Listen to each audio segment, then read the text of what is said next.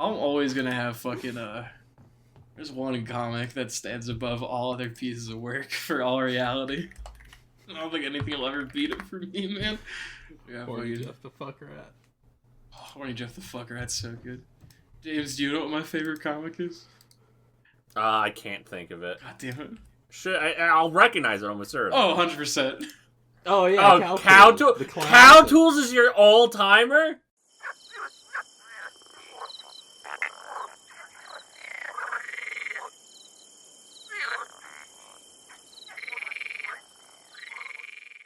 Hello, one and all, and welcome to the Bog Frog Book Pod. As always, I am joined by the surgeon who was just cucked, James. What's up? My patient's a freak. He keeps asking me for a cat. I don't like it. What's your problem with the cat, man? It's not actually the problem is not with the cat. The problem is with the guy who wants the cat. He's a freak. He's yelling at people outside. I don't like his energy. He's not well. I am also joined by the man, the man who cucked. Wait, no, I'm fucking it all up. The person who cucked James, Seth. Hello. It is I, a representation of foreign people. Terrifying. Scary. That is scary. There are a lot of scary foreign people. I'm terrified. I'm always saying it. There's You're at always least saying one, and his name is. There's at least one really scary one. There's one very scary one, and also John Morris, who's just a very large fucking dude from America. Yeah. Quincy? Quincy was the cowboy. I don't. Quincy Morris and Quincy Morris, yeah. John Hawkins? John Harker. Well, Jonathan Harker. I really like Quincy someone Morris. Hawkins. A lot of names. Quincy Morris, who has a descendant in the Castlevania games. That's so sick. That's so sick. And as always, I am Renfield. Yeah, you would be. Yeah. I was actually already going to do a whole bit calling you Renfield before I realized your name is Ren. Yeah. Oh my god. I noticed that immediately, like, oh no. He's one of my... I was like, oh my god, there's a mentally ill person in here. I can make fun of Ren with them. Yeah? You know. Yeah. Put you in the Well, I mean... Yeah, Silk the mentally ill person you can make fun of Ren with, though, is Lucy, not Ren. Why Lucy? I don't know. It just feels right to me. That's I can see it. That's so deep. You would die of a wasting disease. No! I would not! Speaking of a wasting Ren, disease... I don't know. I've seen you sleep, and I do think you dead when you sleep, and asleep when you're dead. I was fucking... I've never been able to seen see you Ren sleep, sleep I don't yet, think. but... You've seen me fade in and out of consciousness while watching a film before. That is true. Because I was so eepy. You were very So eepy. And you didn't react to the terrifying things that were happening on screen. And I was like, no, I think your partner went, oh, and I was like, what? Well, speaking of terrible things happening on screen, Seth, how's Xenoblade Chronicles X? I beat the video game at 8 a.m. today. So you're feeling normal, right? I'm feeling super normal. I'm doing good. Xenoblade Chronicles X, I talked about that. I don't even remember when I talked about that. I think it was like one of the... On the last real episode, I think. Probably. Maybe. It was either that or... I was thinking either that or the second Getter episode, maybe? I don't know. Who knows? Who knows? Nobody knows. But Nobody I beat knows. it. It's all unknown. Nice. And that game is really cool. Like I said in that episode, one of the best like open world designs in like any game ever. That's compelling. I got the big robots, so I could fly around and like properly explore everything, which is like it's fucking crack, dude. It's like the best shit in the entire world. Gets you real high. It is like it's so much fun. But okay, yeah, I beat the game. I beat not only the base game, but I beat the bonus content that was added in Definitive Edition, and I mostly want to talk about that stuff. So yeah, I saw you saying that it had a certain taste to it. It was very different. So Xenoblade Chronicles X came out in 2015. It is 2025 when Xenoblade Chronicles X Definitive Edition came out. Mm-hmm. And so Xenoblade Chronicles X is kind of known as it's like it was, and I guess like still is, like the black sheep of the Xeno franchise. It for the longest time it was just like the one that people didn't play. It was the one that was always like kind of ranked at the very bottom of everybody's list or whatever. And that it was also like not available. Yeah, right? it was like, also a Wii U exclusive. Yeah. It was. And did it not get a 3DS port? I thought it did. No, Xenoblade, the first one, got a new 3DS port. Yeah. Specifically. A thing I owned and sold back to GameStop like an idiot. I also own that because my friend gave it to me as a graduation gift. Oh, sick. Oh, that's nice. Yeah, it was very nice. Is that the friend who said, "I'll buy this game if somebody plays it with me"? Yo! Continuity of character, baby! Deadly! Yeah, my friend of the pod, Xavier. Xavier! The Xenoblade Chronicles X, if you would. So its reputation, besides like being kind of unavailable, has also been kind of compounded by the fact that it is like the only one of the Blade games that is not like part of like the overarching like narrative. Because the three Xenoblade games, and arguably there's like, you know, theories for Xenogears and Xenosaga and how those connect. Yeah. The three Xenoblade games like make up a narrative slightly disconnected, but like, you know, they take place in the same kind of multiverse. There's some timeline shenanigans going on. Yeah. And at the very least, they're like thematically. Yeah, they're thematically linked, and then eventually like properly link. Like it doesn't matter. And Xenoblade X like didn't have that, and not only that, ended on a cliffhanger, on two cliffhangers. Whoa! That's which nutty. As is tradition for these games, I suppose. You know, the lovely message you get at the end of Xenogears, episode 5 end. But Xenoblade Chronicles X doesn't really focus on its story very much as well. It is mostly focused on its gameplay. It is also like it has online components. It is actually much more an MMO than the other games. Okay. So it's like you choose like a faction, not really a faction, but you choose like guilds, and you choose like a specific class, and you can swap that on the fly. Like it does, you can do that. You can change that whenever you want, really. Yeah. But you do that, and that plays into like online boss like raid type things that you can do with people. Okay. I was thinking like it was like Metal Gear Solid 5. You know how it has like the online thing with the nukes. Yeah, this? I did hear about this where they like couldn't do it for a long time. Yeah, and so like Konami like tweaked all the numbers to make it way easier. Yeah, because the player base just wasn't there for it. Yeah, but I actually that does remind me because I think Xenoblade, the definitive edition of this, sold pretty well, so I'm confident that it will get a sequel. I think that'd be cool. Sick. I think my ideal sequel would include like the Death Stranding online shit. Yeah, like that'd be Stranding, good. where it's like, oh, like here's these like things that people have built and like all that shit. That'd be cool. I mean, that's probably beyond the scope. That seems really hard to do, but in an ideal world, Xenoblade Chronicles. Spoiler: do you guys care if I spoil this game? I don't give a shit. Yeah, I don't think either of you care at all. Xenoblade Chronicles X ends with.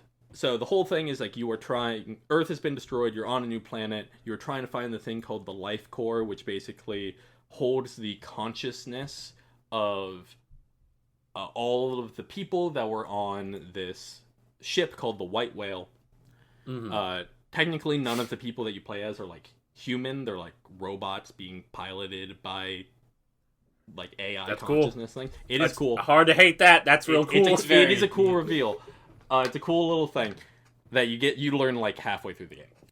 And at the end, you basically find out that the life hold, I think it's what it's called, has been destroyed, which should mean that none of you should be alive to begin with. Like, you should not be able to like pilot these AI consciousness, these robot bodies that you're in, because the consciousness that you are doesn't exist.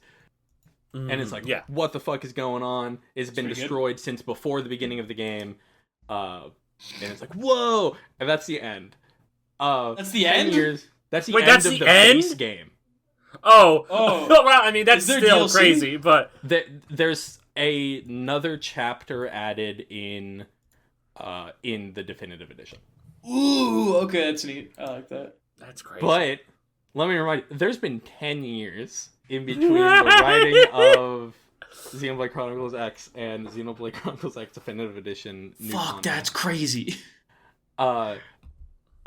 They don't care about what? They literally they basically don't pay off that at all. They instead try to go in like a completely new direction, and I can't be completely mad about it because I think the new direction is actually pretty cool and pretty interesting. And also like sort of like not directly but like implication wise kind of ties things into like the wider cosmology and like reoccurring themes, because it's like a life work. But it is very jarring when you go directly from the ending cutscenes of the base game into this new stuff, and it is like, we don't care. We're introducing new shit, and you're just gonna deal with that. The new I'm not gonna talk about the new shit necessarily, but it's just a very bizarre feeling. It is. I think the writing is overall better. It's just very jarring. Something it's different, It is very different. Something I do have a problem with, though, is that this new stuff is really fucking long. Which is why it took me till 8 a.m. No, it's not bad necessarily, but I was like pretty accustomed to the way that like story missions worked in the base game. Is that the missions would maybe take you somewhere between like 45 minutes, an hour and a half. Okay.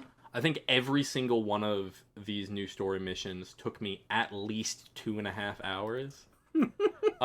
At most.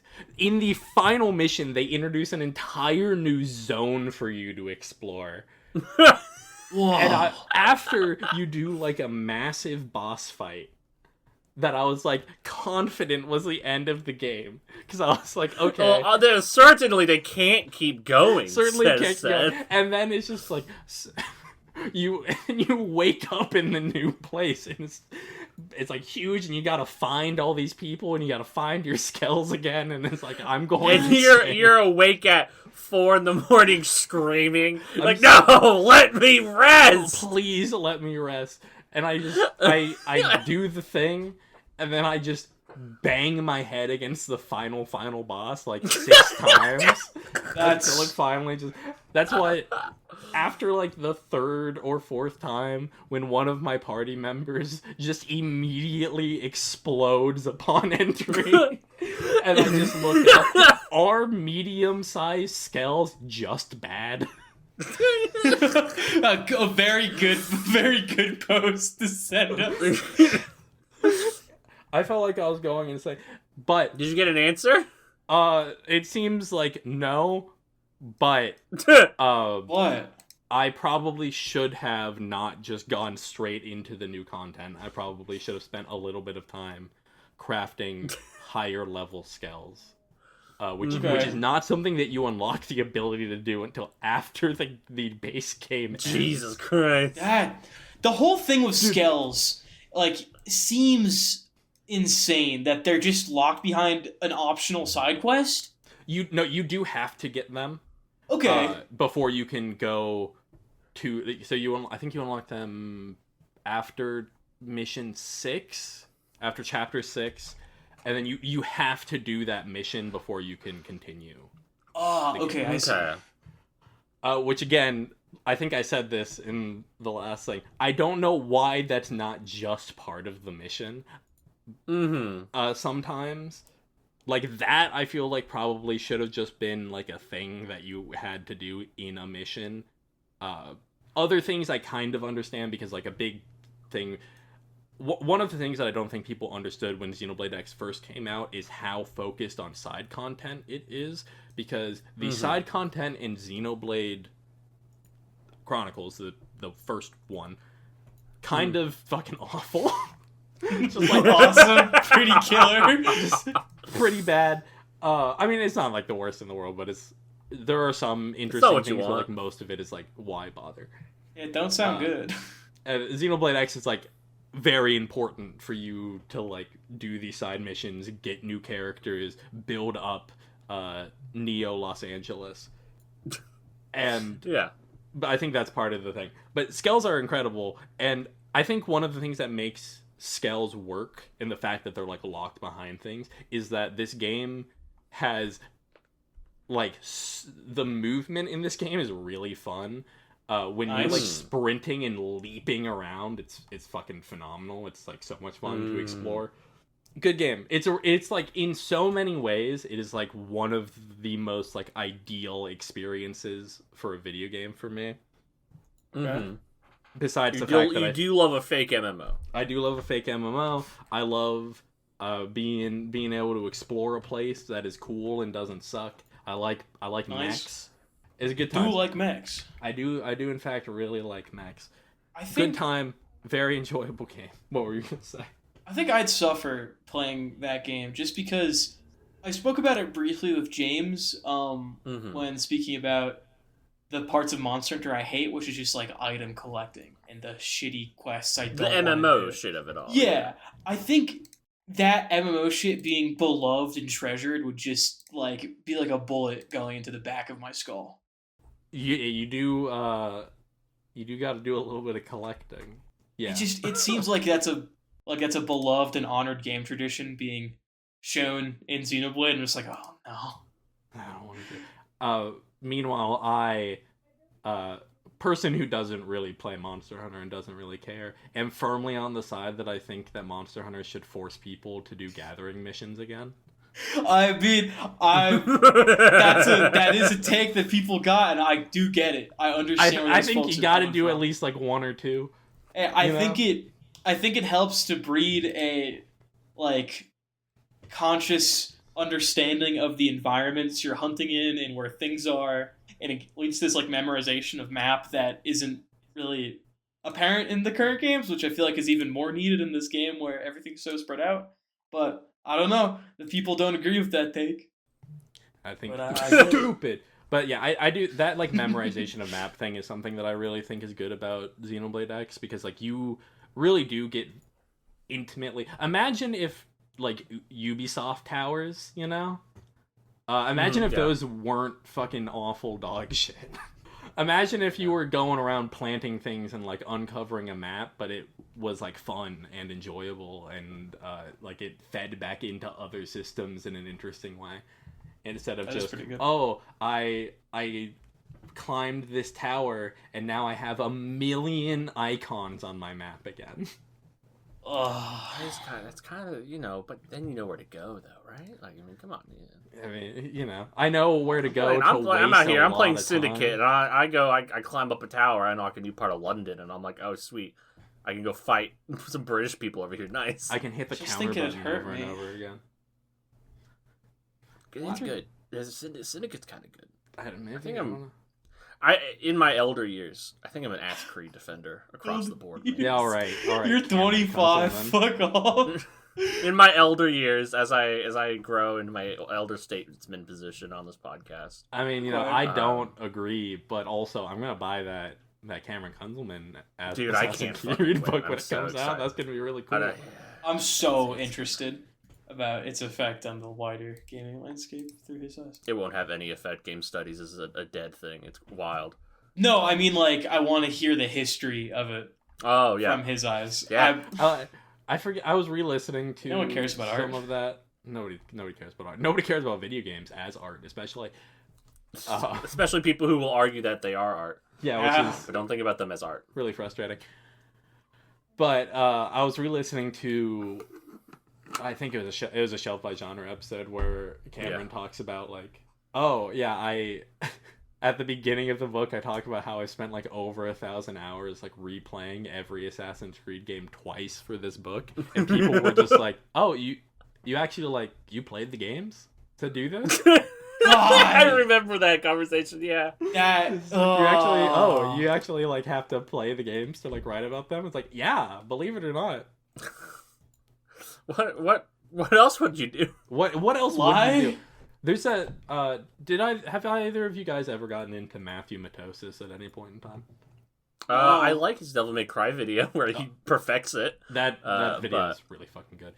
It's really good, but I haven't watched a ton of his stuff. I really recommend his Mega Micro videos, which is just like they're each like 30 minutes of just here's a bunch of like small like critic takes that he has. Yeah. There's there's two that always stick in my head. One is when he talks about the difference between saying something is less good or less bad. Or no, sorry, less bad or more good. Where he's like, yeah, Bayonetta 2 has less bad in it, but it is also less good than Bayonetta 1. I get it. Yeah. And I'm like, because it doesn't have some of the stuff that is annoying about it. But one of the other takes he has in one of his newer ones, it's like 3 years old at this point. Yeah, because he uploads like one video a year or whatever. Yeah, if even. He's like kind of done making videos for now. I think he's trying to make a game. If I remember correctly. He's doing something else. I don't know. He said he might come back. Who knows? Whatever. But he talks about how video games as like a thing for critique is like really interesting because of how much time games take to play. Like Xenoblade Chronicles X took me 70 hours to like slightly under 70 hours total. Yeah. And that's like not even that long compared to some other games. But just this thing where like the backlog of what you would have to play to have like proper knowledge of like a genre and its conventions and like a gameplay lineage is so much higher than like a movie, and it's so much more like variable depending on who you are as a person, where like, you know, if I'm like a film critic, I'm like, okay, I need to watch like these movies to understand, you know, I should get familiar with this guy. I know exactly how many like how long that's going to be. I can literally make the math happen and do the thing. Yeah. And just how like that is interesting. It is also very depressing. It's like, oh well, like how are any new critics going to really take the time to like go back and play games on the Genesis? You know, are they going to learn Alien Soldier before they talk about action games? You know. It's interesting. It's interesting. It's something to think about. It's something to think about. Speaking of something to think about. Oh, man. Ren, let's talk about Firewalk with Me. Oh, man. Yeah. A feel-good movie, I hear. A feel-good film that I think you should take your dad to see. I mean, for the first, 40 minutes, pretty fucking funny. Those first 40 minutes are really fucking good.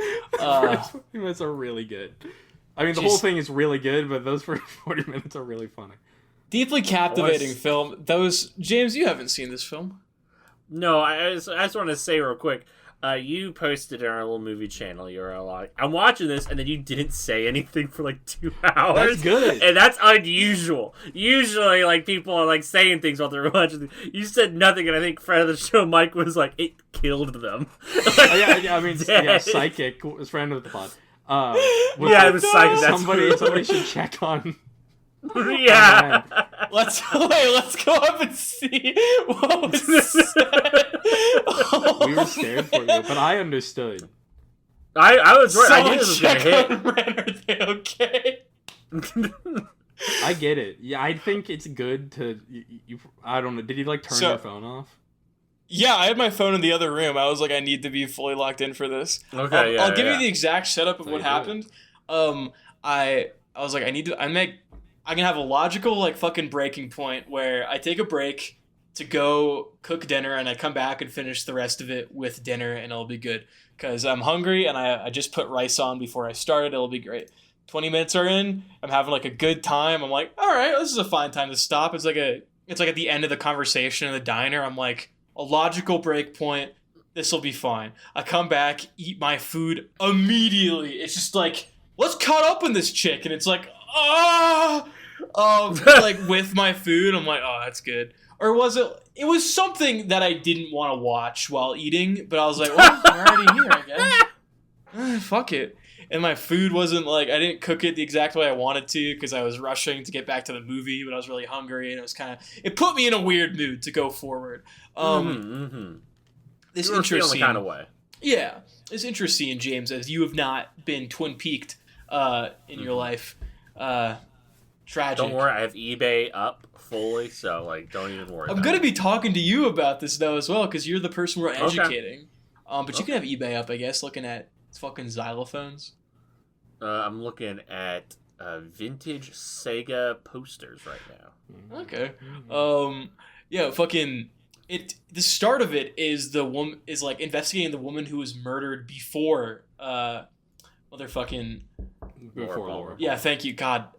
Cuz I'm talking my memory is already shot cuz that's how memories work. Yeah, sure. Whatever you say. Fucking and they're going there and it's these like it's a fun little cast of 2 FBI agents we haven't met. It's like, "Oh, this is so swell." They're so Agent fun to talk to. Chet Desmond and Stan Stanley. Yeah, Chet Stanley. Yeah, Stan yes. Stanley played by Keifer Sutherland. Huh. He's so good. The biggest issue I have with Twin Peaks is that it makes God, James. It makes the idea of it makes the idea of being a Fed so cool. That is tragic, isn't it? It is, because it's just like, oh man, you get to go to small towns, you get to fucking beat up cops, you get to talk to random people, solve crimes, it's sick. It is very interesting, and I think this is like something that is like more exemplified in The Return. I'm going to be kind of vague when I talk about this. Sure. Where like in Twin Peaks, like the FBI is pretty like uniformly a force for good, and also just fundamentally incapable of helping anyone ever. Yeah, it's really fascinating. It's a fucking insane film. At least in the bits I've read, it really does seem like they are portrayed as this force for good, as Seth was saying. Like, as coming across, they're like these 2 fucking no-nonsense boys with some like fucking charm and hip to them. They're pretty sick. Going to this small town, helping to figure out the murder, maybe talk to a person, talk to a guy, drink some coffee, go, whoa, that's some strong coffee. And then one of them gets disappeared. Which was a prediction of Dale Cooper, of Twin Peaks fame. Insane. And that's like what sets us up into going into like the week of Laura Palmer's life preceding her murder. And let me tell you, a few weeks ago, Seth said to me, I think there will be some scenes in this film that'll make you want to throw up. And let it be known, the first emotion that came to me, like the first thought that came to me of some of these scenes was like, fuck, I want to throw up, dude. Because it makes you feel bad. Yeah, this film is just, what if domestic violence was just somehow worse? Like, it is like, because a big thing about, I mean, do you know who killed Laura Palmer, James? No idea. Can we tell you, or is that a thing you don't want to know? Like, are you gonna watch? Tell me. I think I remember you guys talking about it. I remember thinking, I think I said it. I was like, I thought the thing was you never find out. No, that was the initial idea, was that Mhm. they didn't want to ever reveal who actually did it, and then like just kind of have that as a background thing while like other shit goes on. Yeah. And then they were kind of like forced to, because I think like ratings started to go down a bit during the beginning of season 2. So like you have to reveal it. You have to solve Laura Palmer's murder.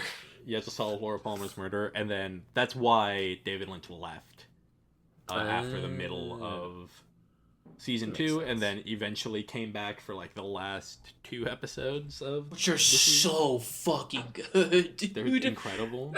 Some of the best television ever made. Tell me who murdered Laura Palmer 20 years ago. So On James, this the murder of Laura Palmer is her dad. No! Yeah, dude. Yeah, No, dude. he cries on the casket. That's incredibly relevant. Oh man. Yeah, so like a big thing, I don't know how true this is, but I've heard that a big reason that Fire Walk with Me happened the way, like the reason they made it was because David Lynch was like, no, I don't want people to think that like it was only Bob was the reason that Leland killed and like was raping and killing Laura and killed Laura. And the way that Fire Walk with Me kind of like blurs those lines, I mean, like makes it very clear that these like incestuous ideas were just something that was in Leland's head for a long time. Yeah, it's really upsetting. It's incredibly upsetting. And it's also like, because of how Bob seems to work, there's also this idea of like, oh, well, like Bob also would have been like preying on Leland as a child, and that's why he can get into him now. And like it's complicated. It's like not it's some sort of like, cycle. It's like a cycle, and it's like it's complicated and weird and makes you feel really bad. Just terrible. A big part of the film is that Bob wants his next host to be Laura. That's what I was taking from it. I don't know if you disagree with that. Yeah, absolutely. He because of like who she is just as a person. Yeah. Like just like I feel like a lot of what Laura is like fully influenced by the long-term abuse she's been faced with, but it's just twisted her until someone who's like pretty cruel and in like some ways evil, and it's really upsetting and sad. Like it's like upsetting, but also it's just like you understand her so well, that it's like it's kind of impossible to like dislike her for any of the things that she's doing. I have a question, Seth, and I think I'm wrong. I think this question is faulty, but I'm curious. Yeah. Is Laura Palmer a Vriska? No. I'm trying to think who would be the Vriska of Twin Peaks. Is it the brunette woman? Bobby? I don't know her name. I mean, Bobby kind of is a Vriska. Like, from what you guys have said, it seems like Bobby's a Vriska. I gotta look this one up. Which one's Bobby? Which one of these guys? You'd like. Oh, it's that guy. Yeah, that feels right. Bobby's so good. There's a Red. I can't wait for you to watch The Return. I'm gonna throw up every episode. It's like there's best.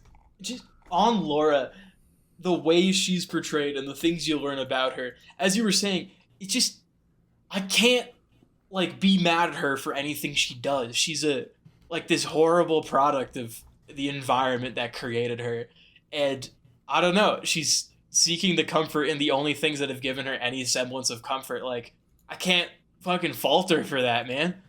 It's just so like real.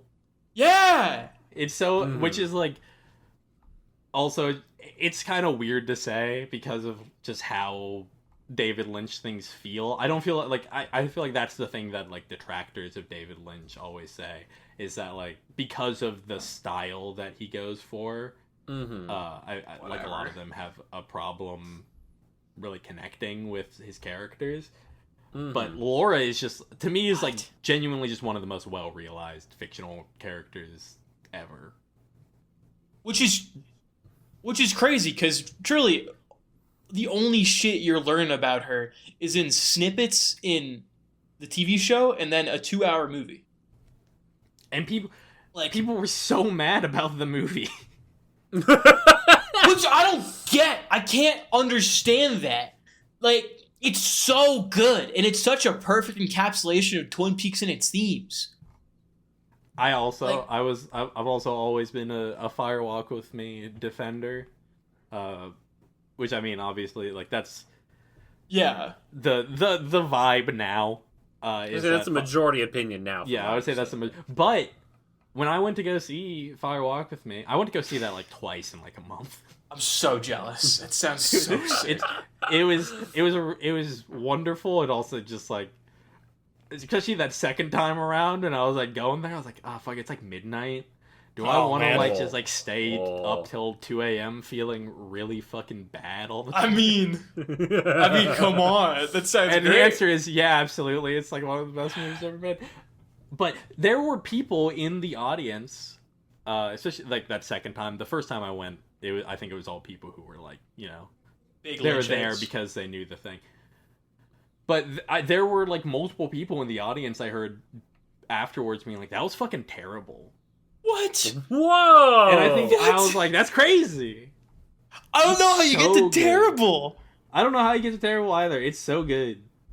It's like one of the best shot things I've ever seen too. It's fucking That was really gorgeous. getting me. It's man. There's a specific scene with Bobby and Laura near the beginning where he's being really aggro towards her, and the way she shifts her demeanor to just completely shut him down freaked me out so much. It was That scene Oh. rocks. that scene's so good. Where they're like arguing, and then she's just like, "Come on, Bobby," and she like smiles at him for a while, Oh. and he goes from like being angry to just like he can't do it. It's so upsetting and just like oh. And the bulk of the film is the slow realization that Laura has that her dad is also Bob, and just everything with that, like fuck that, just fuck that, dude. I'm just, oh man. The scene that always comes to mind, like the specific scene I was thinking of. Well, actually, there was two. That I was thinking of when I was telling you you're gonna feel like you're gonna throw up, and it's when he's checking under her fingernails and being like, "You had a lover, didn't you?" Oh, And he It was like, the fucking grabbing the cheek where she's about to like break down crying. Yeah, her face is just like so. But it's that when he says, "I thought you always knew it was me." Oh, And dude! then also, when she screams like, "I told you not to tie me up tonight," and then when he screams like, "Don't make me," like there's so many line deliveries in this that have just been seared into my brain for like 8 years. Yeah, like, dude, this film it's like fucking glue. It's just slathered on my brain, man. Just It changes fucking you. clumpy glue. Oh. You should. I mean, I'm not going to tell you to. If you want to go straight into The Return, absolutely go for it. I think you would get a lot out of at least watching Wild at Heart, Lost Highway, and Mullholland Drive. Not necessarily before, but like at some point in the not too distant future. I think going through his filmography would help. I do going think into The Return. I do think that's kind of the best way to do it, because there are a lot of like The Return feels like the culmination of it. It feels like a final work, and it sadly also is his final work, final like film and television work. But it felt like that at the time when I was watching it, even before we knew for sure. Mm-hmm. Damn, It's good. It's really good. like this culmination of years of work and shit. Yeah, and like especially, I think something that I think is really interesting about having seen all of David Lynch's things and like being able to go back and like go through them on rewatch is how much they actually start to like make sense on like a plot level. Where I'm like, okay. oh, like there is a logic here. Yeah. It's like opaque, and it's like weird. But it's not nonsense. It isn't nonsense, and he he reuses a lot of imagery, and like themes, like that what you were talking about, with Laura being able to kind of just like change who she is on a dime, to get herself out of a situation. There's a really really good scene in Mullholland Drive, which is about a lot of things, but is about somebody trying to become an actor in Hollywood. And the whole like beginning of the movie, you see this character in kind of this like naive light. Yeah. And then she's like at an audition and asked to kind of do this like sensual scene, and the way she like switches and the lines of like what is real, what is like performance, and what isn't get blurred throughout that and the rest of the film, like really fucking good. It's like it's mesmerizing. It's incredible. That's good. It's good. David Lynch might be a good director. Maybe no, she's pretty good. Maybe that's the thing they won't tell you. That he's mid? Nah. Can't say that, James. He's pretty interesting. He's got ideas. Fire Walk with Me, great film. It's probably being added to the list next to Piano Teacher of Film I Love, but pains me to rewatch, so it will be a while. You should do a double feature. I think I'd kill myself on the spot. Just like, wow, I gotta get a gun license. Here's what they're not going to tell you. The real double feature you do with Fire Walk with Me. And I'm not kidding. I'm not joking. You're going to tell me to fuck off when I say this. Okay. You double feature Fire Walk with Me with Rob Zombie's Halloween 2. Fuck off, man! What are you talking about? What are you talking about? With specifically the director's cut of Rob Zombie's Halloween 2. Can you explain? So that whole thing that I was talking, one, like, Rob Zombie has specifically cited Fire Walk with Me as an influence for his Halloween 2, a movie that he did not want to make initially. And then was kind of forced to, but then they kind of like they let him do whatever to a certain degree, and then they kind of took it away from him in the edit. That's why the director's cut is like the way to go.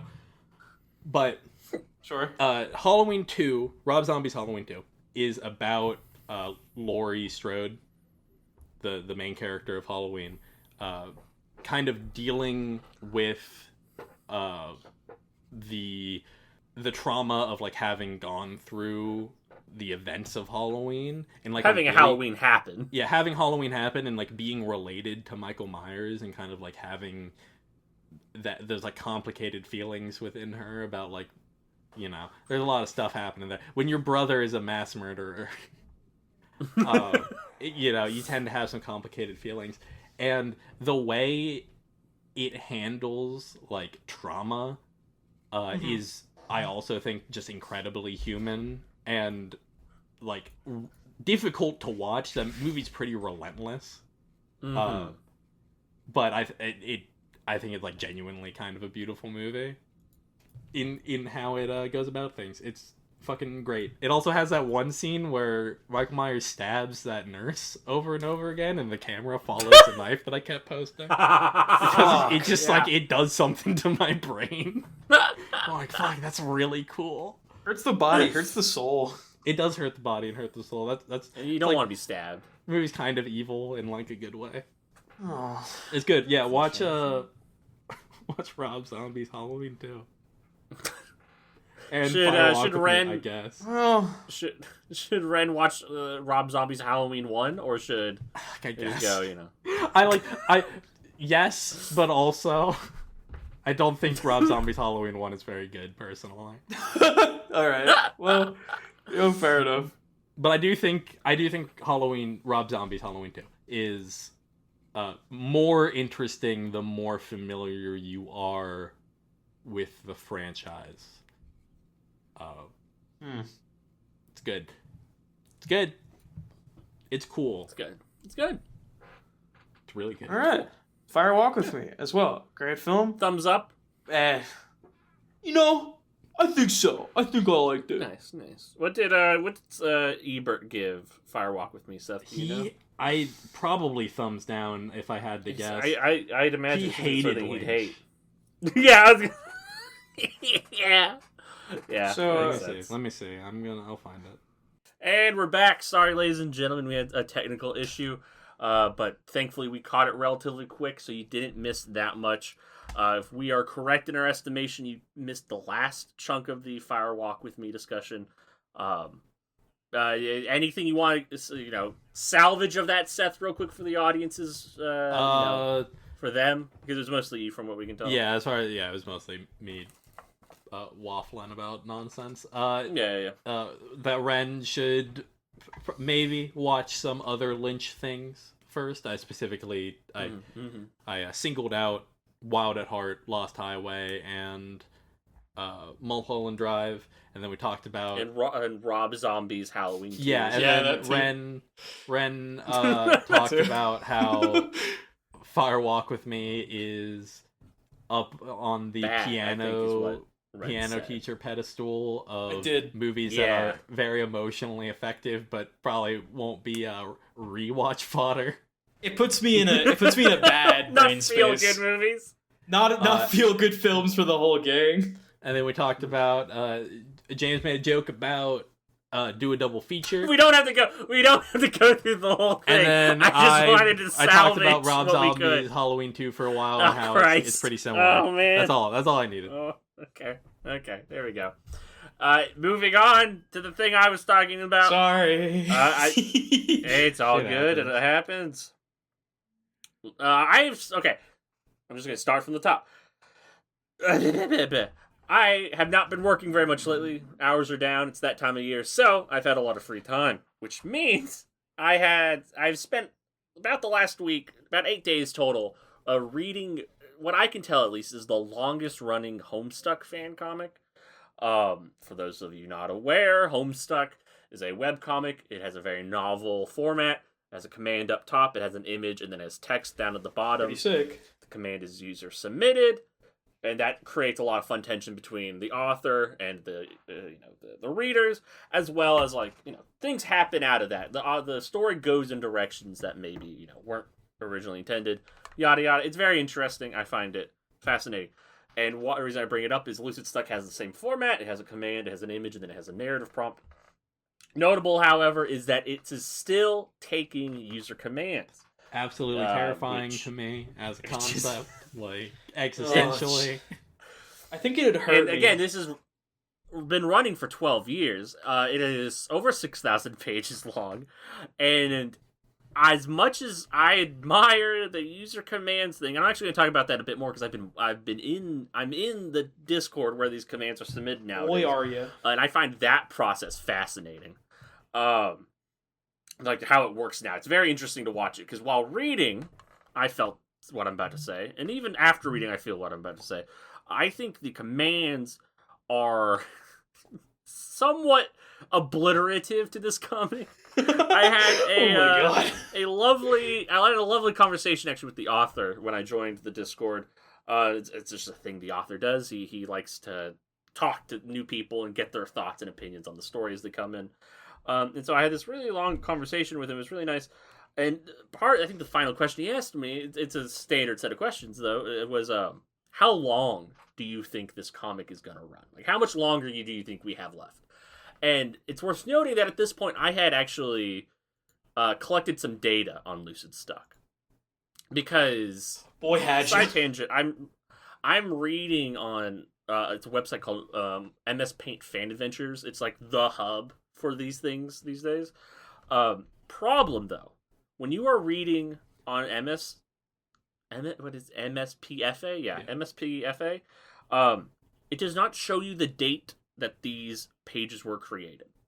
And so reading this thing, I was completely unsure from time itself. I had no context for when events were happening. Sure. Especially because it starts in 2013 and up until recently, things have not happened to make time advance in any serious way. Like the comic is structured day by day, but it doesn't. I don't feel oh, it's 2019 because they referenced this thing, right? Like, Yeah. that is not really Yeah. the thing that happens until nearish where we're at in modernity.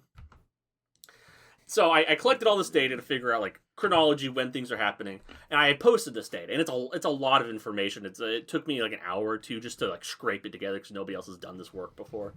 So I had posted this. The people were like, wow. And then the author asks, how long do you think this comic's going to take? And I tell them, I'm like, well, based on the data, I think it will either take 10 years for you to finish or never. Like, I don't... The object, Lucidstuck, is so complicated at this point that the players, I feel, are really struggling to pilot it in any meaningful way.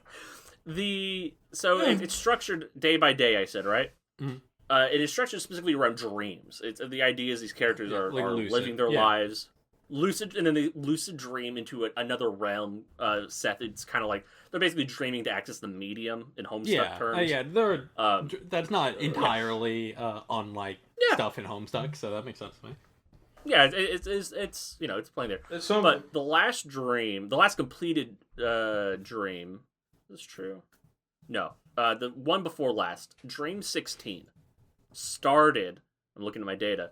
April 22nd, 2022, on page 5,398. What the fuck? It reminds me a lot of how the like acts of Tower of God are. Oh yeah, where the first act is like 90 chapters, and then the second act is like I think 500 chapters.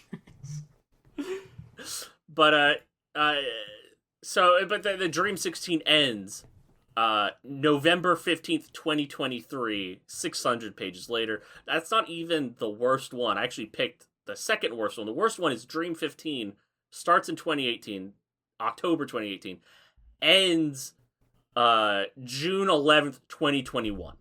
3 years of basically one arc, right? Like if you consider the dreams as acts or arcs, it's one arc for 3 years, right? That is where I felt it reading. Like, the wheels are off this machine. The players are struggling, which is interesting. That's interesting. I also like the characters in this. I think, despite the gamic nature, the heavy focus on these like mechanics, there is such a focus on like battle rules that as a reader, as somebody who does not have any stake in commanding this adventure, is death to me. It's really destructive to my enjoyment. But I will say, now that I am caught up and I am watching people try and figure out these combat situations, it is more enjoyable, but not because the comic is more enjoyable in this way, but because I'm getting to see these guys talk about, like, okay, we have these abilities, we know this person is here, maybe we can go here. No, we should go over. They're like trying to game it out. And then the real thing that makes me smile while this is happening is the author is watching these conversations happen and hopping in to like poke them. So yesterday on the Discord, like a cruel there's machine. an update where a character's in danger, right? Like she needs to figure out if she needs to run or whatever, and they're arguing, and the author just pops in and says, "You guys gotta make a decision quick. Things are gonna get bad pretty soon." Like,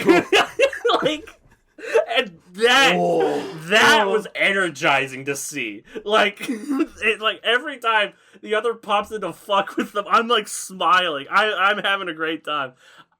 That is really cool. It seems like a fun community. It's very much. I think I've mentioned it off mic. The idea of like serial. I think I mentioned in the Less Covered Worms. Serial creation of art as performance art. Almost, it's very much in that space of like. And that interaction is so much fun. And Seth, you said, I don't know if this was in the Lost recording or just now, that it is masochistic to do this like heavy input thing. Yeah, I will say, IP the author. Yeah, that was in the part of the podcast that we lost. But yeah, that is kind of masochistic. I don't think Homestuck would have ever ended. Just no way. And also, okay, before I get to the masochistic thing, one thing I think is interesting to note is Hussey had a much deeper pool of commands, and was also a lot more willing to play with the words in the command, right? Like if somebody says to do a thing, you retrieve your arms. You already have arms, dumbass. Like that is like that's Yeah, I mean, like the first thing in like in Jailbreak being pumpkin literally just like changing reality. Hussey does that. IP, the author, does not do that. IP will throw wrenches in the works of the player's plans, and like now that I'm seeing it happen live, I can feel that reverberate back to the comic. I'm like, okay, this is like clicking into place in a lot of ways. But it's never that brutal of just complete reality warping, like you said. But the masochism thing, IP loves this shit. IP is a very sweet fellow, from what I can tell. Loves the interaction with the player. Like that is what, from everything they've said, everything that I've even the conversation I had, that is what keeps them going and makes them want to write more. Is having that immediate feedback, that immediate reaction from the player base or the reader base. That's interesting. Like, whoa, that's something. Like Lucidstuck. If you think about these comics as comics, Lucidstuck is an aberration. If you think about it as an extended role-playing session, though, an extended like GM-based role-playing session, it makes a lot more sense. It makes the combat that, again, is death while reading it, make a lot more sense. It makes... Seth, you know the alchemy binges in Homestuck? I love them. They're fun. They're goofy. Yeah, they're fun. They're good. You get the characters doing jokes. There's a lot of jokes in this section. There are alchemy binges in Lucidstuck that no jokes at all. It is deadly serious, and it's characters trying to figure out what they want to put together to help them in the future. Death, absolute death while reading. But if you are a player who is active at that time, it's very interesting. You get to play with these toys. You're playing with the author, right? It reminds me a lot when I was a child in middle school. Do you guys remember Henry Stickmin? You remember that? Yeah. It was like this Flash. Yeah. It was like you choose your own adventure Flash animation series. You don't? It was very fun. You can actually buy a collection of them on Steam right now. I think it's fun. Just play them. It's fun. They're very cute. They're very fun. They were like interesting little. I remember I really liked those when I was a kid. And so what me and my buddy would do is we would draw these extensive like levels for each other and basically simulate one of these animations for each other, where it's like, okay, you have to get to this object and like, you're GMing for the other person. That is what Lucidstuck feels to me. It is like this really thrown together, like almost tabletop RPG thing, right? And but it's also a comic. I read this with none of that. I read through 6,000 damn pages of this thing, and I never even felt that influence because all of that was being done on the MSPA forums when those were a thing, on the Eagle Time forums, which I know exists, and I've read a little bit of the threads there because those are still alive. I don't know what's going on there. And on Discord, right? Those are the three places commands were submitted. These fan discussions were happening. Sure. And I had no access to any of them while reading through the comic for the first time. Wow. I did have access, though, to the comments on the Fan Adventures website, which is a treasure trove. I was smiling because there are children reading this thing, and they are losing their damn minds. It was very fun. I liked that experience a lot of just like the community there. I felt like I've mentioned before that I get emotionally attached to translator groups who are translating manga, and I'll keep reading a manga even if I don't like it because I like the translation notes. It was like that at some points where I'm just like, well, I want to know what my buddy Creep. I remember their profile picture. I can't remember their username, but I want to know what my buddy so and so thinks about this. And then they'd react, and I'm like, "Oh, me too, buddy." As I was having a lot of emotions reading this thing. Also, is the other thing. There's an event. I want to actually just from now on for Lucidstuck conversation. Content warning. I'm gonna want to spoil things too. Content warning for sexual assault. For like just genuine like is. We should have done that for Fire probably. With me. But I'm a better person than you are, so I thought of it. So fuck. So just like genuine, no jokes about it. Content warning on sexual assault, rape. No good. There's an event. Yes. Happens on page 3610, right? Where a character who is the sister of the main character, her name is Alice. I think she might. Well, it's complicated. she admits to another character that she got her brother drunk so she could rape him, right? This happens again. Okay.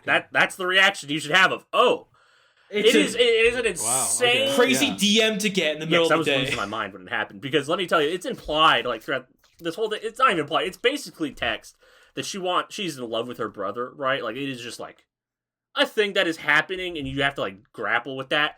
But you never know that it's gone to that point until it's reveal.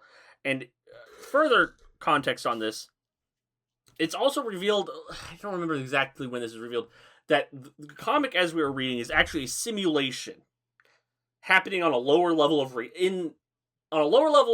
Is a simulation of things that already happened, but it's being tampered with because the main character, Derek, the brother, dies in reality, and the sister doesn't want that to happen, so she traps his soul, and like, it's complicated. I still don't fully understand it, I'll be honest. So much. This is why, Seth, I was talking about the Demiurge. This is what's happening. Like, and also, okay. So mad. Like, this is why I didn't just like. Yeah, I get think why of you it. went there. I'm like, well, okay. So is there a Demiurge in Homestuck? it's complicated. No, but yes. Hussy might be the Demiurge. Don't worry about it. Don't worry about it. What? Don't worry about it. That's so much. Man. Hussy's kind of. Don't worry. Hussy's also like every. This is also the thing. It's complicated. We can't talk about Homestuck right now. I got to get through this. No, we're talking about Lucidstuck. Homestuck. I'm sorry, I forgot. So, anyways, the when the sister admits this, it's not just like it has happened in the comic. I mean, it has just happened in the comic, but it's happened in the simulation. This happened in reality as well, and the character admitting is actually the sister from reality, not the simulation, admitting it to another character. It's very complicated, but the simulation has been running thousands of times. We later get an estimate of over 1,000 in simulation years it's been running. Like, she's been at this trying to save her brother that long. And she's talking to this character, and she says to the character, like, yeah, for the first few hundred, I think is the number she says. It's a number of, like, I would, like, put in simulation Alice to sleep, and I would take over. And, like, again, this is a huge tonal shift. Like, I'm bringing this up, these extra details, to just, like, drive home the insanity of this moment. Because up until this, nothing this high stakes has happened. Nothing. I was reading this page in horror. There's a phrase said by the character. I did it to him like a dog. That is, like, in my brain forever. Like, it is seared in there. Like, I'm gonna die with that in there. And it's this huge tonal shift. And I'm reading this, and I said it to you, Ren. I'm like, this will destroy the comic. There's no way you can land this plane. It is such a heavy, heavy swerve. You cannot land this plane. Yes. Like, and let me tell you, the plane hasn't come into land yet. It's not even at the airport yet. We are over 3,000. What do you mean? 3,000 pages in. Past that point. Actually, under 3,000 pages past that point.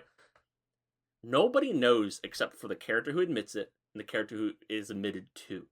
Nobody else knows about this.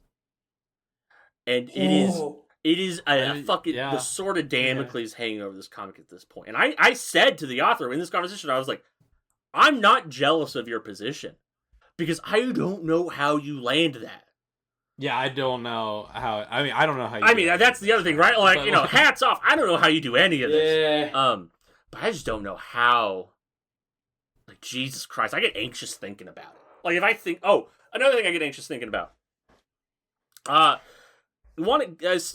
I think you know this number, so I'm not going to ask you. Seth, how many pages do you think the author put out in the first year of this comic's existence?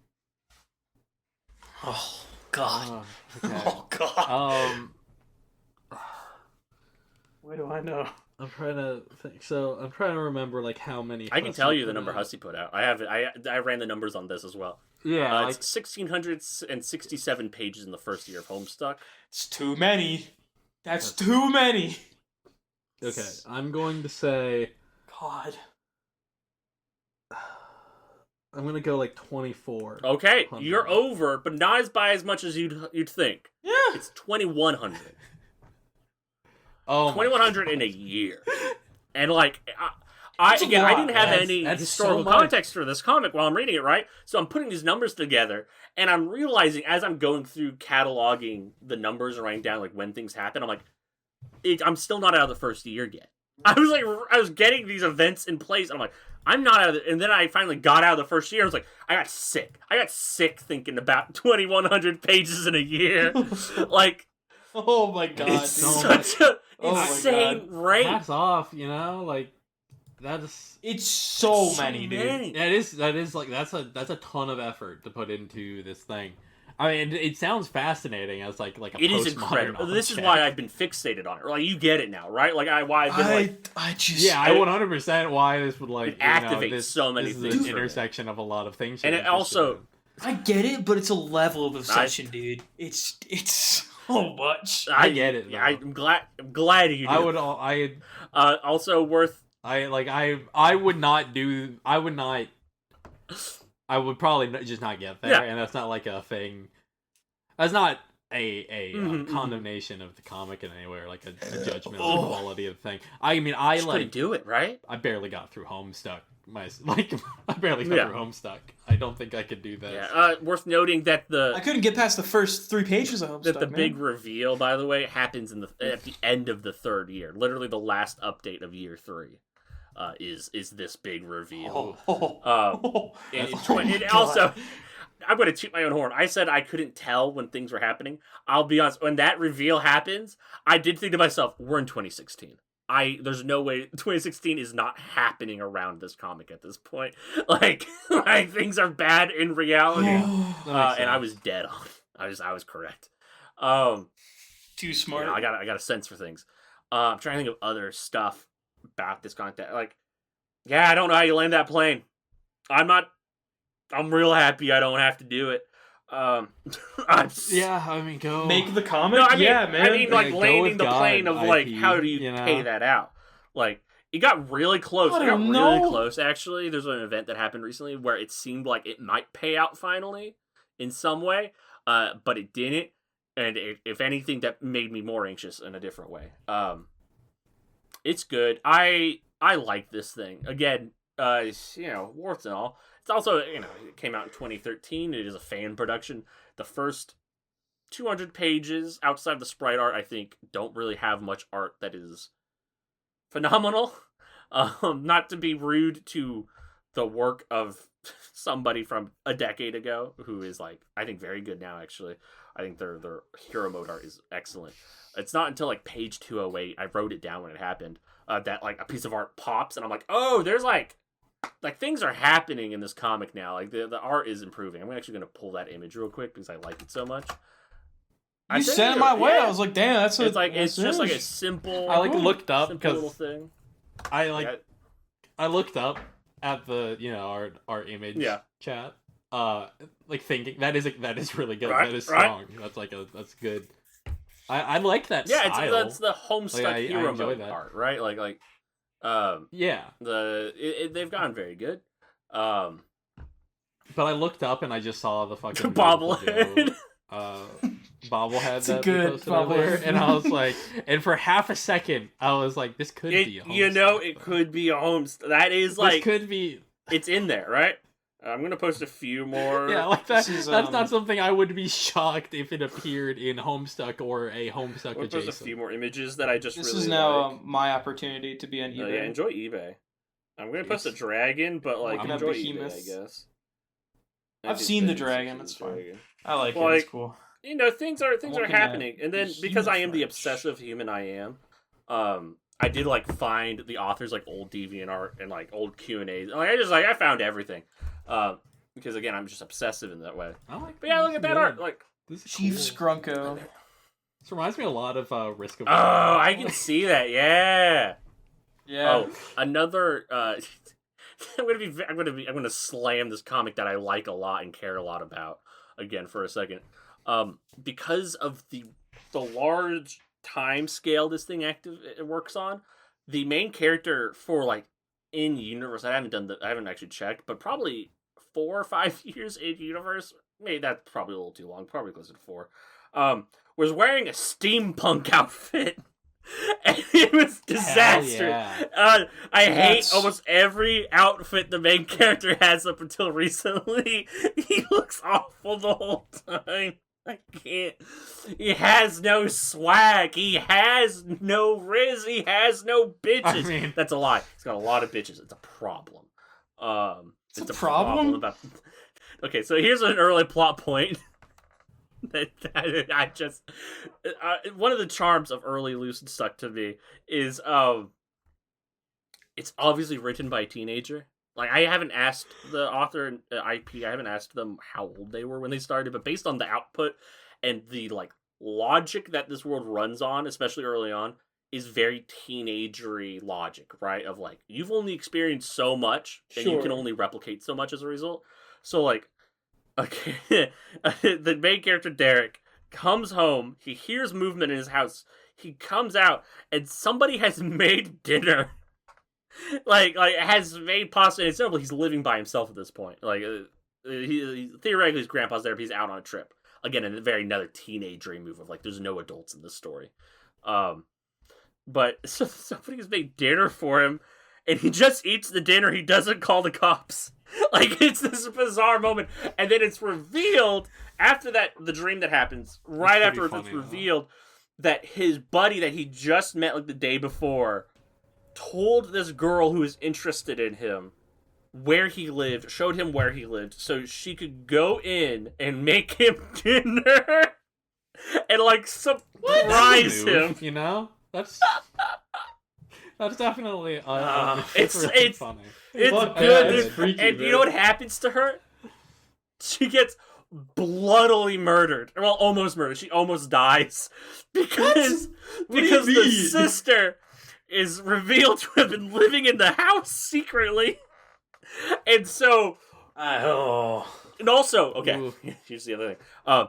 The lasagna thing is actually a setup by the version of the sister that is in the like simulation, like who's running the simulation. She can communicate with the friend and is telling and wants his girl dead because she's jealous of her.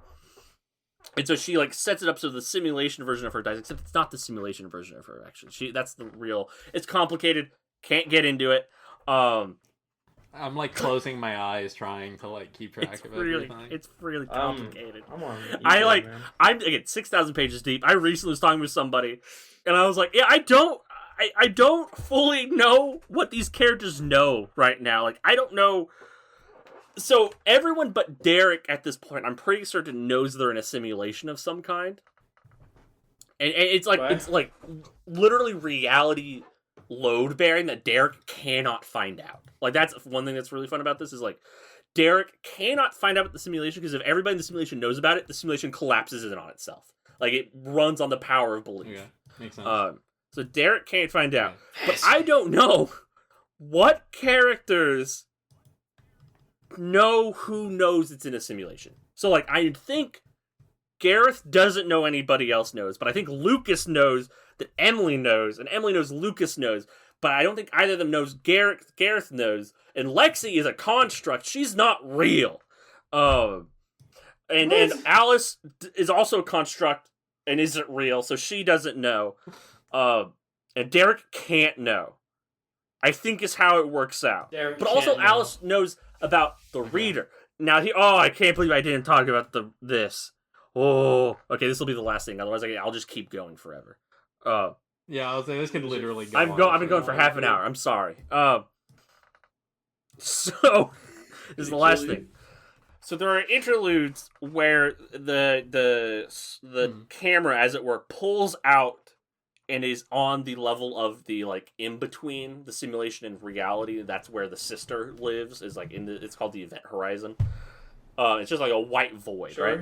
It's where she controls and runs the simulation by like it's actually really cool imagery of she's like leafing through photos on a table, and as she's like moving through memories, the story is moving through memories. Is the idea like the story is replicating the camera that took the photos. It's a whole thing. It's very interesting.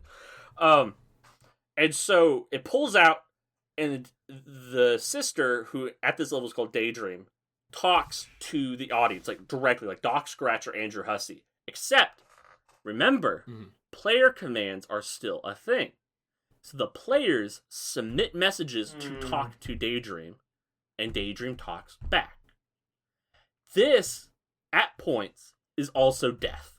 Because What? God bless the readers. I'm very friendly with many of them right now. I'm fond of many of them. Sometimes they say shit that I cannot care about, and there's like they repeatedly try to explain to Daydream that it's all a comic. Like, I don't know if everyone's doing this. I assume it's like one guy who has like this fixation. And Daydream repeatedly says, I don't want to know about that. Stop talking. Stop talking about it. Stop trying to tell me I don't care. And that's death. When you're reading this in a one whack in a fucking week, seeing things repeat like that is madness. But sometimes it's interesting, and sometimes it's cute. Daydream like creates like a mannequin for the voices to inhabit, and like slowly as these interludes keep happening, he's like becoming a person, which I find really charming. Like, he can move on his own now. He has a name. His name is Bob. He's like a little guy. He's like drawing things lately. He's been drawing on the ground, like some pen and paper. It's really cute. I'm a big fan of that happening. And like they play games with Daydream every once in a while. Which the first one, death again. It was insufferable. Second one, they have like survive in a desert. Cute. I liked this one, especially because Daydream is like changing her costume to blend into the background, so she's like dressed like a cactus in a few spots. She's dressed up like a cave wall. Like, it's really cute. Like, these are really cute ideas. And then the one that got me, I mentioned earlier, Henry Stickmin. There's one of these games is the Bob has to break into a data center, basically, and like it just keeps fucking it up. And I'm giggling, I'm smiling, like this is doing it for me in a real way. That's like my favorite part of this. And then at the end of it, though, I have to pull this up because it really, there's a bit that I found so interesting, and none of these characters to me feel necessarily, fuck is this page, feel like in Homestuck, a lot of the characters are just hussy talking to you through another character, right? Like, Dave is hussy in a lot of ways, Dirk is the same way.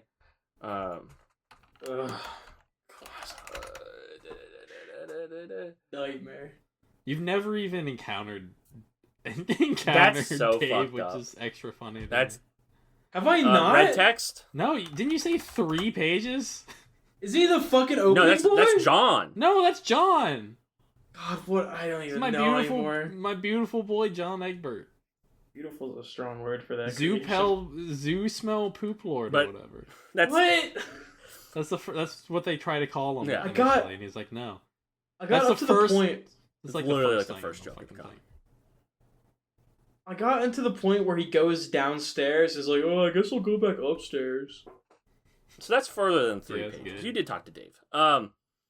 But so Yeah, there's scene. this spy mission, right, that Bob has to go on, and at the end there's this page that I keep thinking about because it's really interesting to me. It sticks out in this whole thing, where one commenter says like, "We messed up. At least Bob doesn't have to kill anymore. We're sorry, Emily," who's another character who's like watching this happen.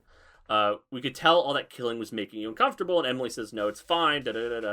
And then Daydream says, "You aliens." She calls the readers aliens. You aliens are so strange. You could have handled this any way you liked, but you chose to kill guards. Afterwards, you make it seem as if Bob was the one doing it, as if you are absolved of all responsibility. Never mind that. You also thought it'd bother Emily here, but she mentioned it was fine already. And I was like, that's interesting. That's a moment of the author, like, talking straight to you. Like, that doesn't happen a ton in this thing. Like, I'm thinking about that. And then there's a fun joke after that. The comic has updated during this recording. That's interesting. God damn. I'll read that later. I did the same thing. I don't think we had the time. But yeah, that's it. I'm gonna kill it there. For your live doing live Lucidstuck update reactions. That's Choujin X also updated during the recording. I'm like, I can't do this. But yeah, that is what I've been obsessed with. I would say expect more from me about this. I've been working on something. Don't know what shape it'll be, but I've been working on it, and hopefully that will be out of my brain someday. But he's making an object. You know what's just making an object, Seth? Ooh. Shirow Masamune. I would say he's probably not making an object. I mean, right now. I haven't heard anything. Shirow Masamune is the manga. Oh, is this art book guy? Yeah, art this is the guy I've been sending You art books. suck. Also, I don't know. Fuck you. outside of making art books that I've been sending in a personal server that we're in, the creator of such hit series of, I'm gonna say these in descending order of relevance to the world at large: Ghost in the Shell, Appleseed, Dominion Tank Police, Black Magic, and Orion. I did that in that order because I think that's the order that of the amount of adaptations that they have. Art book guy. He also the artist for Fire Emblem Shadow Dragon on the Nintendo DS. That's crazy. I didn't know about that. That's neat. I don't know if he is like actively writing it or just came up with the story idea. Also did Pandora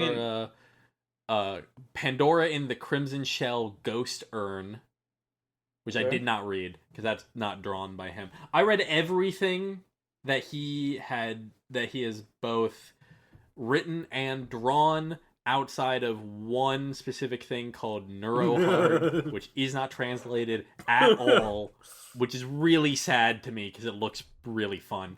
It's an insane name too. It is an insane name. It's about like a planet of bees. All right. This looks cool. You want to jack into the Neurohard? Shirow Masamune is a complicated figure for me. I most people, I imagine this is how most people encounter him. Heard of him because of Ghost in the Shell. First watching the movie, and then multiple times throughout my teenage years, and even as recently as 2 years ago, I've tried multiple times to read the Ghost in the Shell manga and just could not fucking do it. It's not great. But I did it. I did it recently because of me and some coworkers have been we're watching the 2 Oshi Ghost in the Shell movies, and then also watching. We watched the first season of Standalone Complex together, which that was a lovely time. Loved that, but I was like, okay, I should just finally do the thing. And I did. I finished that manga, and I was like, there's interesting things here. Obviously, like, you don't spin off into Ghost in the Shell if you don't got some ideas in you. Like, I do think basically anything that is in any adaptation of Ghost in the Shell that I have seen, which to be fair is only 4 different things. That's a lot. The 2 movies, Standalone Complex, and I've played the PS1 game, is all kind of in that manga. I just don't think it really coalesces into something that is like satisfying to me in any way. But I do actually think that I appreciate the movie. I appreciate everything more now that I've read it, and that's not necessarily just because I don't like it that much. I do think there's like interesting things in here that I'm like, it is interesting to watch people adapt his work. But this whole thing has basically, for some fucking reason, I don't even know why I did this, but I was like, I guess I'll just read like everything that I can from him, because I was just so desperate to like try and like get it. Because people like this manga. Like, people like Ghost in the Shell. I don't get it. And I don't. I mean, it's gorgeous. It's a fucking beautiful object. And there are parts of it I like. I like the manga's I like the Major in the manga. I like that she's kind of like a sillier character. More like lighthearted. There's parts of it, but I don't think the silliness kind of gels correctly with the philosophy and like how bleak that world is. So I was like, okay, like I need to like I want to figure this out. I want to figure this guy out to the best of my ability. So I just put my nose to the fucking grindstone and did the damn thing.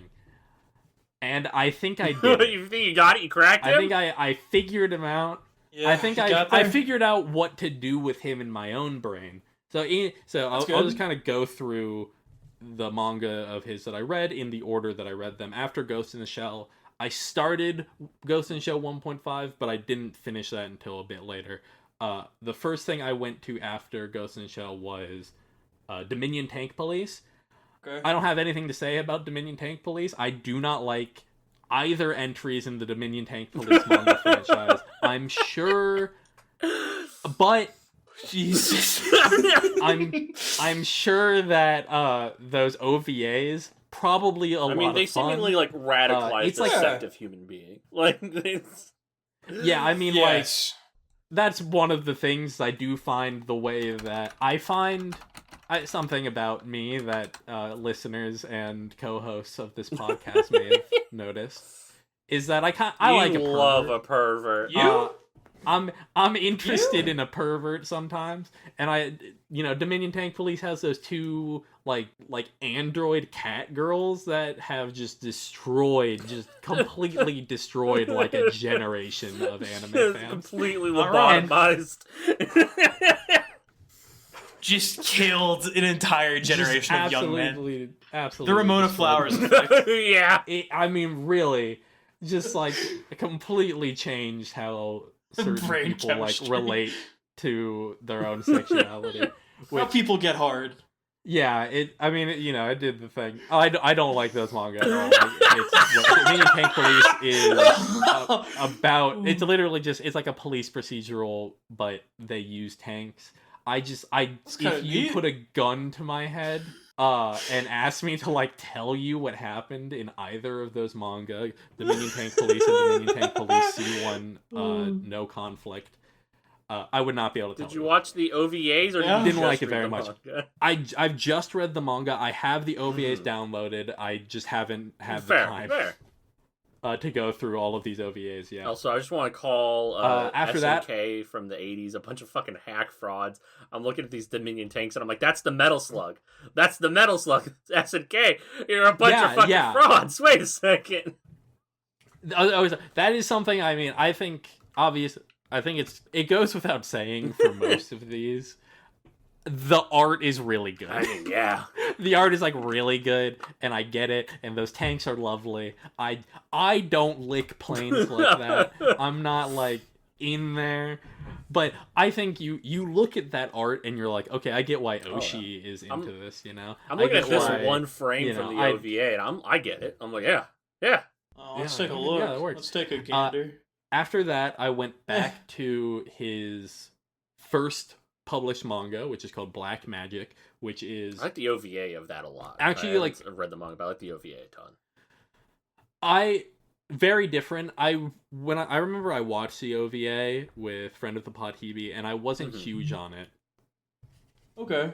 And then it read the manga and did not. I don't think like the manga at all. I actually like the manga. Black Magic is actually the first Shirow Masamune thing where like I think I like this. Like I think I just uncomplicatedly like enjoy it. Cool. Uncomplicated. I was like, okay, I kind of get it. So nice. It was his first thing. I think it started out as a doujin, like a doujin one shot, and it is more or less like 4 one shots that are kind of vaguely connected about a like hyper advanced civilization from the past that lived on Venus. Okay, that's very different from the OVA. That's a lot. Yeah, but incredibly But different. also, I'll say OVA. this, based on that one sentence, I think that's where Alita gets its whole shit from. Things are clicking into place for Alita now.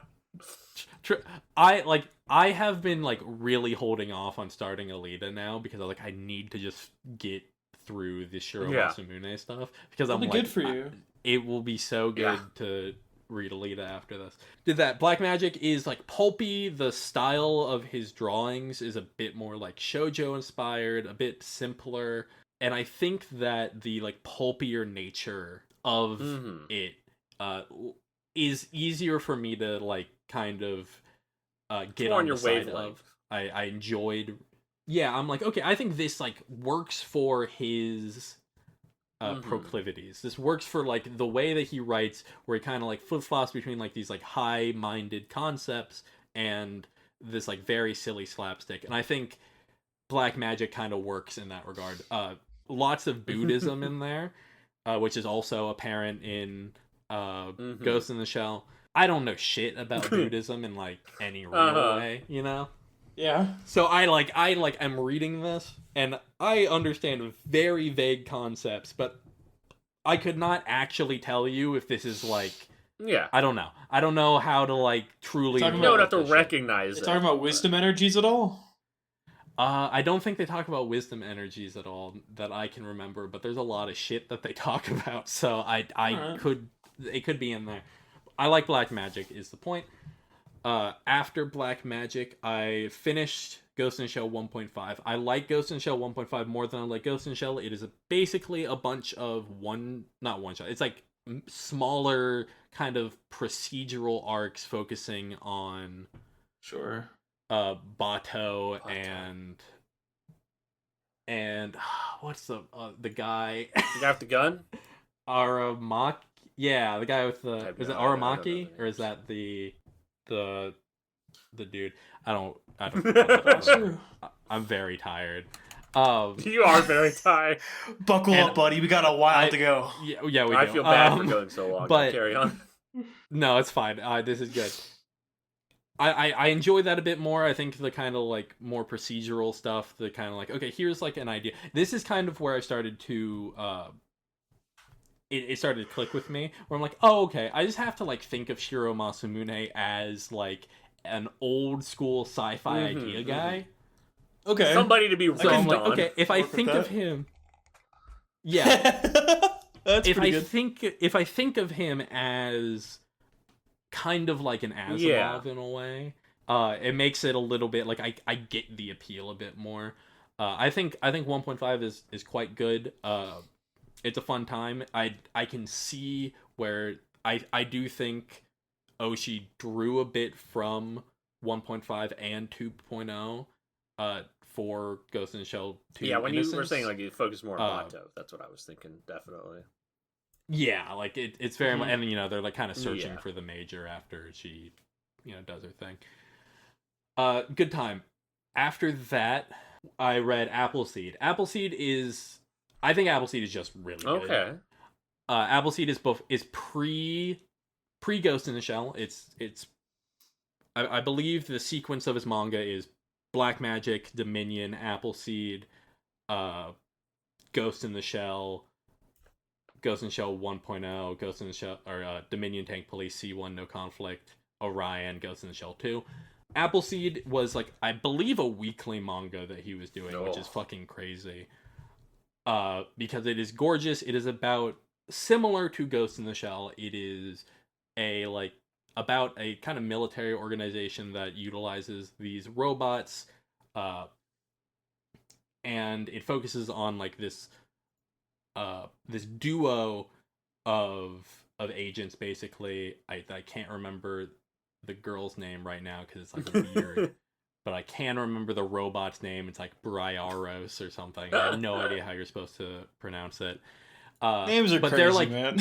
They are crazy, and they're like in a relationship together. And I think that that relationship is actually incredibly cute, and really helps like ground the thing. There's this moment where the lead is like basically just talking about how much she misses Bryaros, and it goes to like she has a fucking little plushie of him, and it's adorable. Okay, it's that's really nice. It's fun, and I think there are a bunch of cool sci-fi ideas. It kind of, the way Appleseed is kind of structured is that each volume, there are 4 volumes, and each volume kind of focuses on its own story arc. There was going to be one of the big things about Appleseed is that it is technically unfinished. There were solicitations for a volume 5, so we know that at some point there was going to be a volume 5. Masamune was like, I don't think that this like weekly format or this series, like the way that I was doing it, I don't think is like good for me, and I don't think it's good for the story. Fair. And has just never returned to it. I think recently, like around the time of the new Ghost in the Shell adaptations announcement, he like pretty much officially said, I don't think I'm ever going to make a volume 5. I don't think the world needs a volume 5 right now. I just don't think it matters.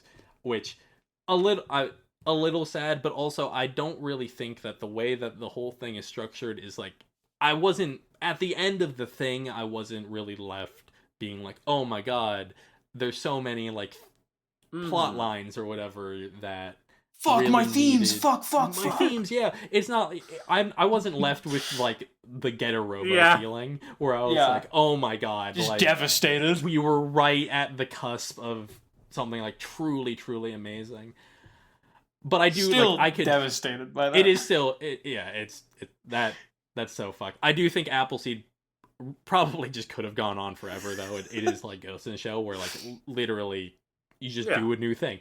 And I mean, that is exemplified by the fact that there are like 8 different Appleseed adaptations, which I also haven't gotten into, but I am so fucking excited because they seem very strange. Yeah.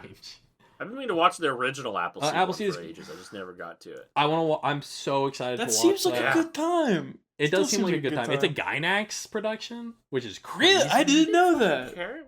That's another thing. Sorry, I just saw you did character design on Gundress. I was like, wait, what? Yeah, the character design on Gundress, character design on this OVA called Landlock or something. I've done like a bunch of random stuff, but yeah, Appleseed is a ton of fun. I think that manga is really good. But us talking about the Gainax connection and Appleseed just kind of brought me to 2 things about Masamune that is really interesting and also kind of frustrating. It's really Masamune, because of his idea guy thing, because of that, a bizarre nexus point of a ton of different talents and like pieces of the industry. Just like so many people have worked on adaptations of his work or like have like gotten big off of adaptation, like really like just splinters off into a million different directions if you so desire. And a problem that arises with Appleseed, and specifically this next one that I read, Orion, is that none of these are fucking available besides Ghost in the Shell. Not like everything. Well, almost everything. I keep saying Oshi. Masamune has ever done is available to buy on the Kindle store through Dark Horse, who in the past has put out everything physically, I believe, but it's only on the Kindle store, which is kind of fucking bullshit. And I really think it's nonsense. So many of these are just like are done a disservice by having to read them on a phone or a tablet. Like, you really want to like have the big object in your hand and be able to just pour over this incredibly detailed art. Appleseed, like, you can find scans of Appleseed, but you can't find scans of Ghost in the Shell that aren't flipped, which is insane. Yeah, that drives me insane. It's insane to think about. Absolutely. Like, the only scans of easy to find scans of Black Magic and Orion and Dominion Tank Police are all flipped scans of old Eclipse comic releases, which are also just bad scans. Yeah, I remember I was trying to read one of them at one point, and I was just like, it is difficult to do. And that is why eventually I just kind of was like, okay, I bought Orion and I bought Dominion C1 No Conflict just off the Kindle store and read them on my phone. Because I'm like, I just need good scans of this. But Orion is kind of the closest thing Masamune has ever done to like a fantasy work, really. outside of like some aspects of black magic. Orion is fucking like just. I was gonna say, this is the one that you I fucking loved, right? loved Orion. It is not. It is basically just a non-stop thrill ride of like insane action and insane like just imagery. That eventually is just that also culminates in Masamune just spewing Buddhist ideas at you. Which is cool and it's fun. Yeah. And also you just can't really read it anywhere. Like I just can't like there are scans on Internet Archive that are like weirdly dark and flipped and not very good. So it's just like, well, I don't want to recommend that to people, but this is like my favorite thing that Masamune has ever done. Yeah. And I'm like so upset that more people can't read it. Like put it out, Dark Horse. It's like a single volume. Just do the thing. It's so much fun. You cowards? It's so much fun. I thought you would like to know on Analyst the top like recommendation for Orion is Bastard. Oh yeah, that makes a lot of sense. Oh my god, that's the other stuff. Yeah, it's that makes a lot of sense. After Orion, I read Dominion, Tank Police C1, No Conflict. Don't give a shit. Don't like it. Don't care. I have nothing to say about it. And then I read Ghost in the Shell 2.0, Man-Machine Interface, which is after the point where some stuff has happened in Masamune's life. This is post Ghost in the Shell, the film coming out. Both other Ghost in the Shell things that he did are pre the film. But this is 3 years after 1.5 and 2 years after the film. So obviously, like, has kind of blown up. Like, there is now a new idea of what Ghost in the Shell is. And also, the ability for people to do 3D art and digital art has become slightly more available. But Masamune is definitely an earlier adopter than most. I was talking to one of my coworkers about this because I sent them the page that I sent in our server with the like deck reflection panty shot. Oh, dude, it's and I was like, this is insane. And like, also, oh my god, he's a visionary. There's like so and much. And he was just like, my coworker's like, so is this like, was this like a trend at the time of like this 3D art in manga, or was he just like doing this? And I mean, obviously, I can't know everything, but I was like, he just was doing it because I think he wanted to adopt this new. The only thing I can think of would be the Gantz guy. Yeah, going all in. Well, yeah, I 100% think Oku is. Yeah, that shit. Oku predates, Ghost in the Shell 2.0 predates Oku's first like all CG manga called 01, which is like that is a fascinating object. I'm actually that also once I kind of made that connection, Masamune became more interesting to me because I really like Oku for all of his problems. I think he's a fascinating artist. And 01 is a weird object. It is a fully I mean, you just kind of have to look at it to figure that much but that is a fully CG thing. Ghost in the Shell 2 is maybe tied for my favorite Masamune thing, or just like second to Orion. It is like just all of his. It is like the culmination of all of these artistic ideas and all of these just weird obsessions that he has, and I think it is kind of undeniable that was an influence on Ghost in the Shell 2 Innocence, which I think is like a masterpiece of a film. Because so one of the big concepts of Ghost in the Shell 2 is cyberspace, which is partially why it's like that. There's a lot of like just huge cyberspace scenes just full of 3D art, and all of his women are so shiny and weird. It's kind of grotesque looking, but in a way that I find really interesting. And it just kind of keeps. It's like absolutely insane, so much fun to read. It's just like fascinating to go through. And then there's a part near the end where it switches back to like his more traditional style for a bit, because like the main character takes over a woman's body. Whoa. And it's like you go back to that original style, and it's parts of it like get color, because this entire manga is colored, which is also insane. Like, panels will like have like half coloring in them. I think like artistically this is like one of the most insane manga I've ever seen in my entire life. And it just like pays off in this massive this massive like Buddha dump. This Buddhist dump of like just spouting the classic Masamune Buddhist dump. I mean, it's true.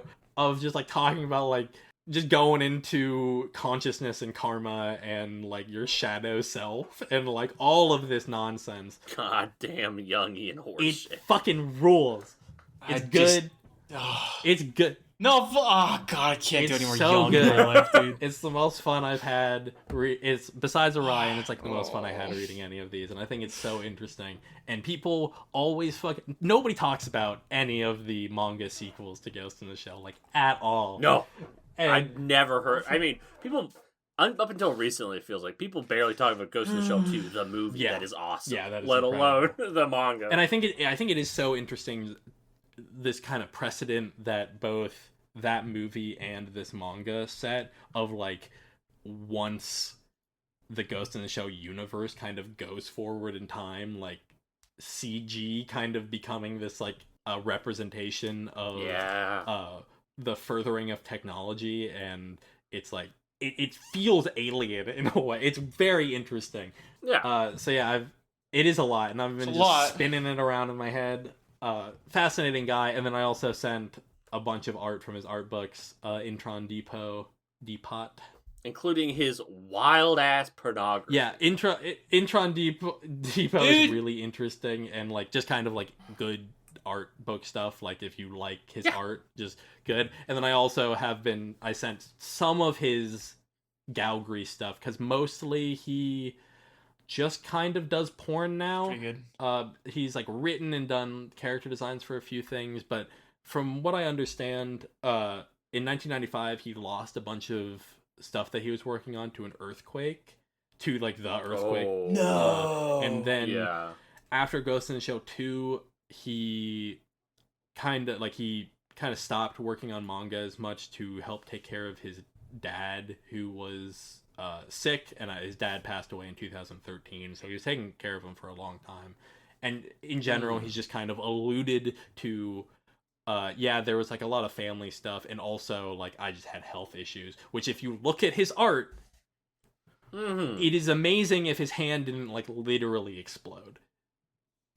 Just like his art's insane. His art's crazy, and it's so detailed, and I do not know how it happens.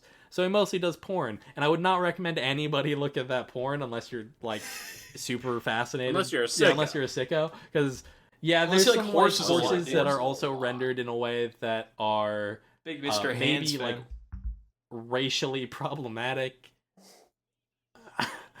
Maybe is a strong word definitely for what I think are racially definitely. problematic. They're kind of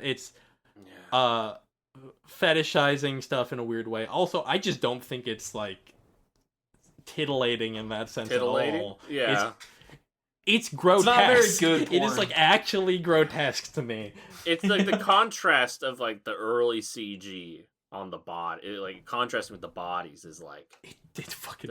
I do appreciate the horse is also good. Yeah, the horses are. When the horses, there's one of the ones you should like, the horse is Fascinating. like being a horse and like riding around, and it looks freaking. It's crazy! It's still got like people proportions, but it's on all fours and it's running. It's really weird. It's no good. And, like, it's no good. I didn't like. I didn't enjoy. Also, like the downloads I had of the other porn art books, which were like themed differently. I think one of them, one of the other ones was like fantasy, and one of the other ones was maybe like a kind of gothic horror thing. That's But those were like, I don't know, those didn't seem to work like I wanted them to, which was unfortunate. But yeah, Shirow Masamune, yours to discover. I just having the means to print a porn art book is just truly kind of beautiful. I know Nihei had to do it with like 10 think- other people when his pornography was published. I sent one of them. There are 6. I know, Six of you were them. I didn't know there telling was me. that Yeah, there was many. like, Good. I don't think they were full art books. I'm pretty People sure love they were their porn, man. magazines. But I mean, that's still like Okay. that's still wild. I do think about that That's one still a lot. that isn't porn and just looks like an ad that you'd see for a game in like a gaming magazine. That's all the people with- crave. It's good. It's all the people All right, crave. I'm done for now. Do you want to talk about Final Fantasy XVI? All right. I'm about to be talking for so long because after this is all the Dracula shit. We'll take a break. The I'll lose my audience voice. won't know, but we'll take a break. They won't know. Yeah. So I have been playing a lot of Final Fantasy 16. So, I originally bought this game. It's final. Shouldn't it have been done already?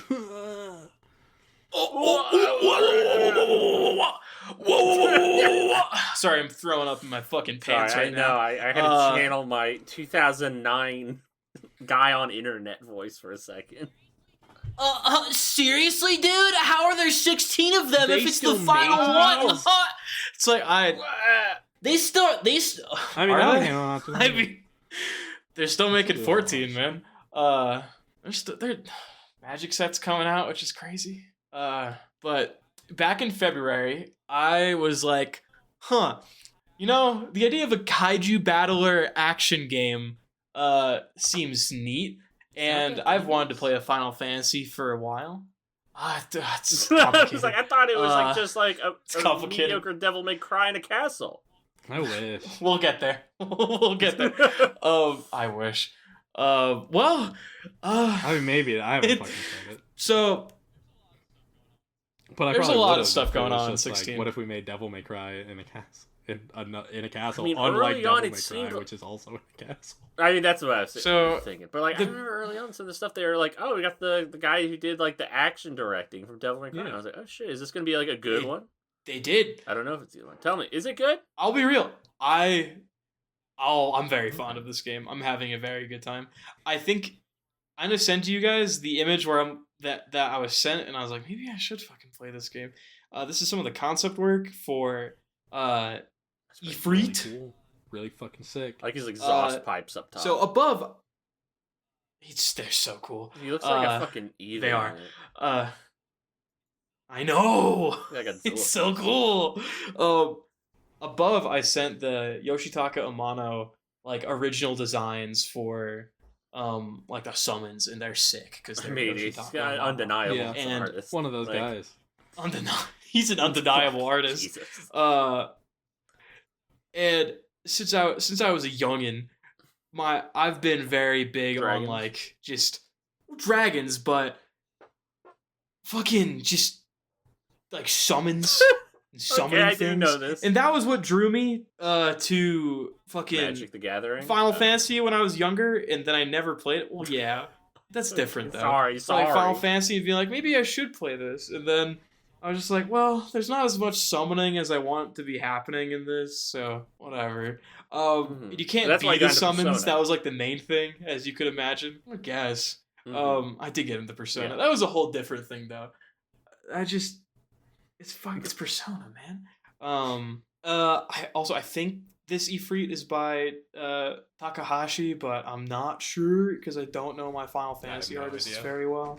I might be Couldn't tell confusing him with the character designer rather than the monster designer. Who knows? But come 2023, my coworker is like, yeah, I was playing 16. 2023? It's kind of cool. I'm like, It's 2023. Did you mean to say? yeah, 2023. I didn't know you were Yes, working. I was a vet tech. Oh, that's when you were killing dogs. I thought Yes, that it was. Okay. That's what I For sport. But Pulling an old PB. but the dog. Fuck, Oh dude. my god, the dog I have my own strangler. I private- forgot about that. Never forget. there was a Whoa. cat strangler in Oh, town yeah, we for talking a about the while. cat strangler. Yeah. We can't get into this. It's a whole thing. Yeah, when I first moved here, my therapist was like, Yeah, there's been an issue at the fucking humane societies because there's this cat strangler going around, so they're not really letting people take cats without a background check. And I'm like, oh my god, That's good. it's crazy. It was a lot, but yeah, I was told she was like, yeah, you like turn into like this fucked up big guy, and I'm like, oh, that's pretty cool. All right, and then I forgot about it for a while until 2023 when I was like, I need a game to play. And I was reminded of Final Fantasy because of the great marketing tactic. Putting it in Magic the Gathering. Magic the Gathering. Yeah. After Wizards of the Coast made the most money they've ever made with Lord of the Rings, they're like, well, maybe Final Fantasy is a great idea. Oh, and I was like, well, I should if I'm going to have to see these cards for the next 4 years in Standard, I should probably know what some of these fucking things are. Just for my fucking mental health, so I don't kill Also myself. known as and they 16. It Yeah, worked. they got your ass. Yeah. And I was like, do I play any of the other ones? I'm like, 7 looks fucking mid. 8 looks fine. 9 has He's like, got him. He's got the I look don't out. know. That's a Dane. I mean, Vivi. he's not Yeah, gonna look Vivi. at him. I was like, that seems neat. 10 has fucking Sin. Sin looks sick. I don't know. It has like one of the cooler versions of Bahamut, which was nice.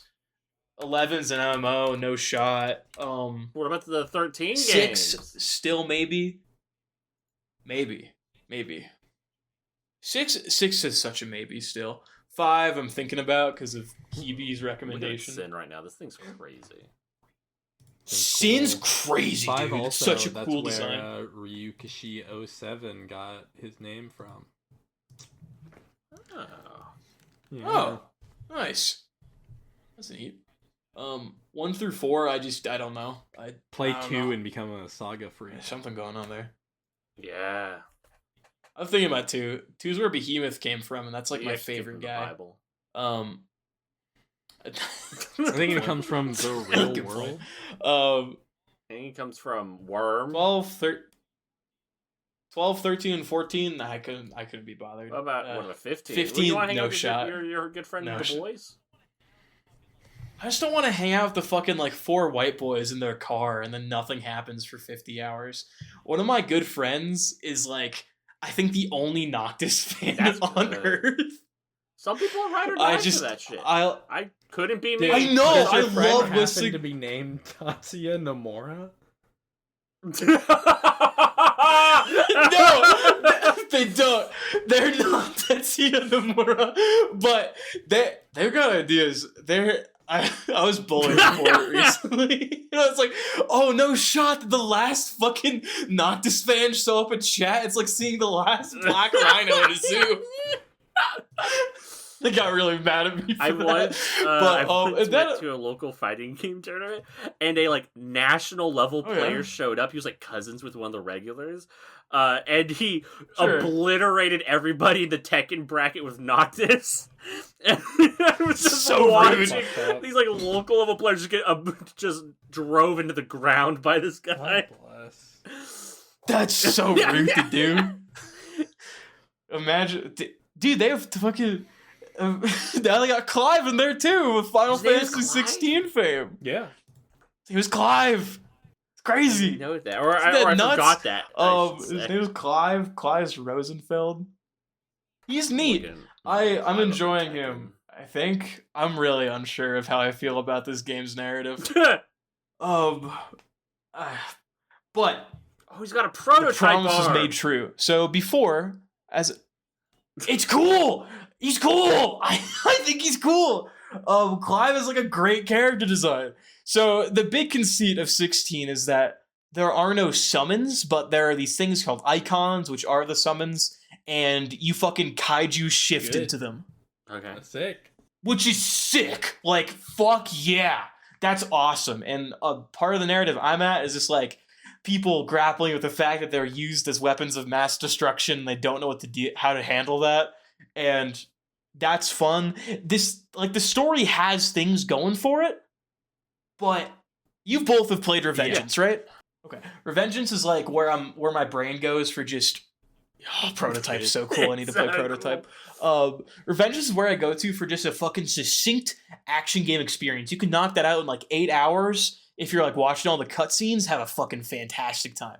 I am 16 hours in. I think I'm nowhere near done. And I think that's in part because this game is trying desperately to be a super big like fantasy RPG when it is an action game that's bloating itself so much. Because it's designed at its base to be an action game. And like, so I have so many thoughts. I haven't spoken to like anybody. The action game system feels super clean when you're in the big boss battles or even the mini boss battles where you're playing as your Clive character. You're jumping around, you're doing perfect dodges, you're doing retaliation strikes, doing your fucking limit break mode, having a great time. But the system falls apart in these multi-enemy battles because it's not designed to work in that kind of environment, and you get so many of them, and it's really frustrating to navigate that. And as a result, you have this really... It feels like the game feels like it was an experiment that in some ways turned out really good, in other ways feels super lackluster. And I feel that the most in those smaller encounters in the like mission structure, because again, it wants to be a classic Final Fantasy, but I think it should have been more willing to let go of a lot of elements in order to just be a better game. Like it didn't need side quests. It didn't need you to get new gear. Dog shit. Terrible. There's no point to do them. They don't do anything. Like, I've had one important side quest, and that was to unlock my Chocobo mount. And that was fun, because you're, like, going and you're finding your old mount from when you were a kid, and it found, like, a pack in the wild, and, oh, cool, that's great. But they're just, other than that, it's, like, nothing. It's nothing there. Which sucks for a Final Fantasy, but at that point, just don't have side quests. This game doesn't need fucking XP and shit, it can just be an action game. Yeah, it could just be an action game, and it's held back by trying to incorporate those RPG elements into being an action game. And I feel like I'd be much more negative on this game if the kaiju battles weren't so fucking good. That's the part of the game that I'm like, it looks really cool. Dude.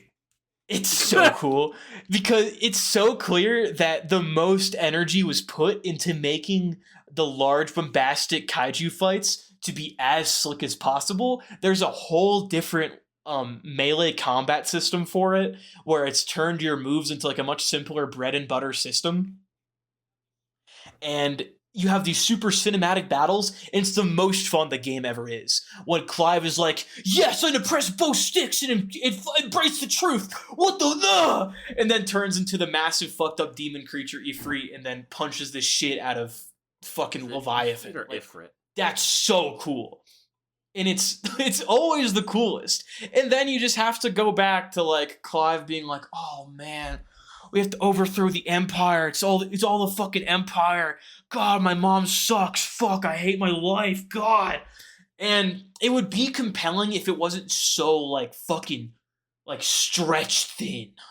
Because they're just rehammering the same themes over and over again, but not in an interesting way, if you get what I mean. Yeah.